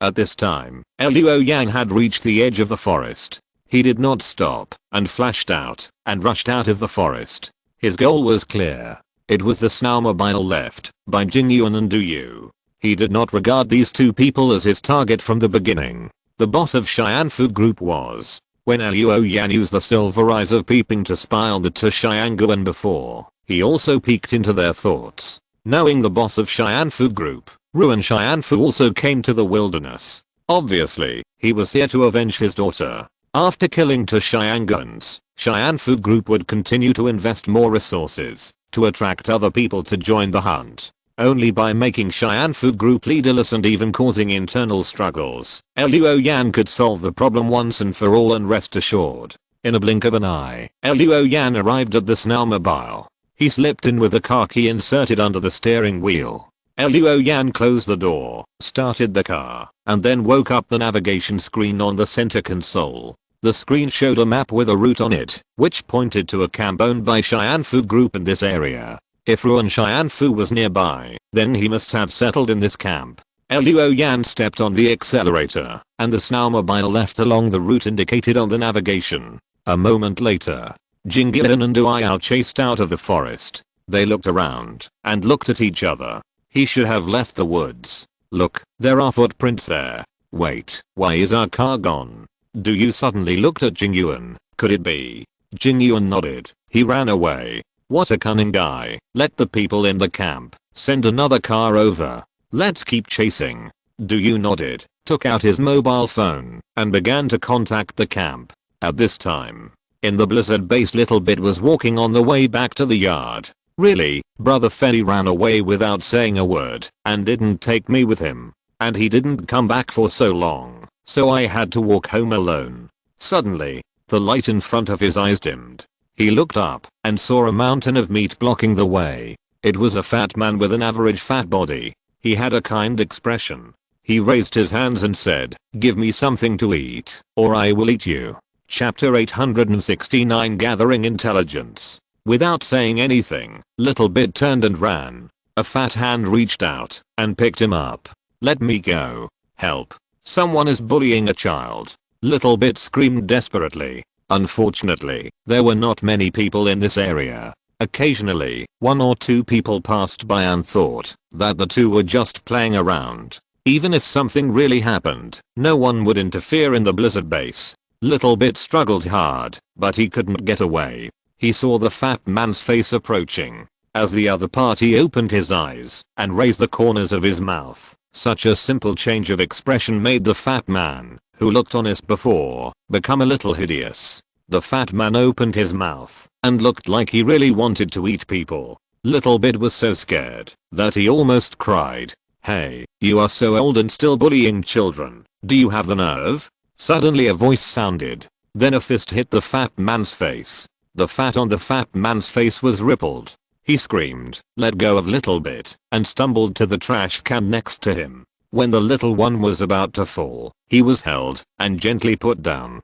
The little one looked up and saw a very handsome face, a bit like the fox spirit in folktales. "A man. You wait for me." The fat man who came from nowhere got up and ran away in a panic. "Are you okay, kid?" The white fox crouched down and smoothed the wrinkles on the little one's clothes. Little Bit shook his head and smiled. "I'm fine, thank you, big brother." White fox face nodded. "Little friend, can you do me a favor?" Little Bit blinked and said innocently, "Sure, what can I do for you, big brother?" "I'm looking for a boy named Jiuying." White fox face scratched his head and said, "Well, actually I'm looking for a friend named Luo. I just heard that he has been staying here recently and has been very close to a boy named Jiuying. My friend is in big trouble. Someone in the wilderness wants to hunt him down.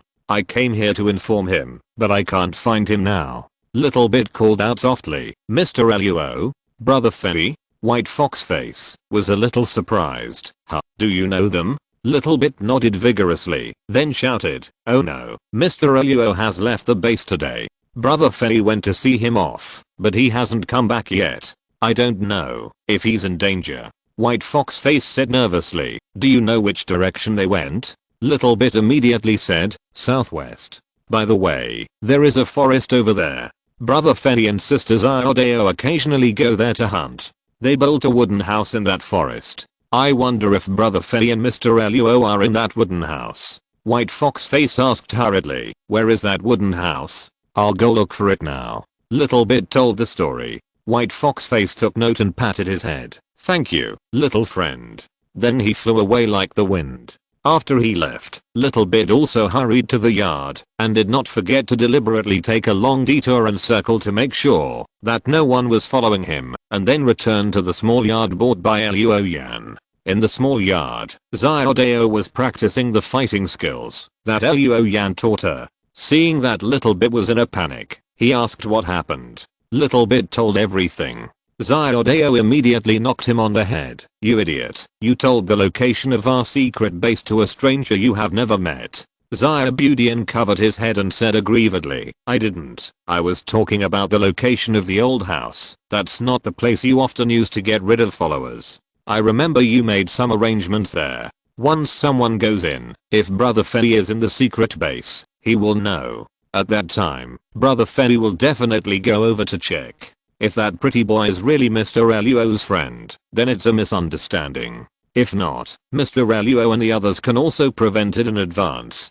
Xiaodao then said, you still have some brains. Jiuying snorted, don't you look at who I am. Also, you hit me so hard just now. Xiaodao shook his fist, I can hit you harder, do you want to try? Jiuying hurried into the house and made a face. You are so fierce. You will never get married in the future, you tomboy. Xiaodao's mouth twitched. I remember that I haven't hit you for many days. Suddenly, the small yard was in chaos. The man with the white fox face was Jiuying. They were ordered by Beiyun to gather information. Han Ying went to find Blind Chen. Jiuying targeted the mole gang and dragged Pang Bao to act out a scene. Back to the gathering point. Han Ying and Pang Bao both came back. Han Ying was the only one reporting. The man surnamed Luo had his fortune told by Blind Chen and also bought a bunch of electronic parts and tools. The specific project is unclear, but I guess it should be related to the Jiuying device. Beiyun played with a butterfly knife and said casually, Su Jingyuan said that the man surnamed Luo was accompanied by a woman named Song Qiutang. She is the only one who can operate Jiuying. These parts and tools should have been purchased by her for our target. Beiyun looked up and glanced at the white fox face. What news have you found out? Jiuying smiled and recounted the clues revealed by the little guy. Beiyun put away the butterfly knife, stood up and said, in that case, what are we waiting for? Let's go. Let's try our luck in the forest in the southwest. Jiuying picked up his mobile phone and dialed a number, but no one answered. Beiyun asked calmly, why? Number 6 didn't answer the call. Jiuying nodded. Captain, number 6 always acts on his own. How about we send him back? Beiyun laughed and lifted Jiuying's chin and said, why? Do you want to teach me how to do things? Jiuying was frightened and broke out in a cold sweat. He forced a smile and said, no, no, no. Beiyun gently patted his face and said, don't think you can be outspoken just because you are handsome. I just don't want to ruin your pretty face. Do you understand, little white face? Jiuying nodded repeatedly. I understand. I understand. Beiyun let him go. Let's go. As for number 6, let him do whatever he wants. It's better to die outside. That would save me a lot of effort. Fatty hurriedly chased after him. I'm hungry. Damn it, Fatty, don't go too far. You just had a meal. Bear it up. Beiyun said unhappily. Jiuying stood there, his fingers trembling slightly. He knew very well what kind of person Beiyun was. If this woman used a killer, she would really kill herself. At this time, Han Jiuying passed by him and chuckled. Cheer up so that you can please the captain tonight, you pretty boy. Jiuying raised his head, his eyes flashing with a tiny but sharp light. End of this chapter. Thank you very much for reaching the end. Don't forget to like. Looking for more exclusive content and immediate access? Subscribe to our Patreon. Remember, every like, subscription, or donation encourages us to continue. Thanks to everyone. See you in the next video.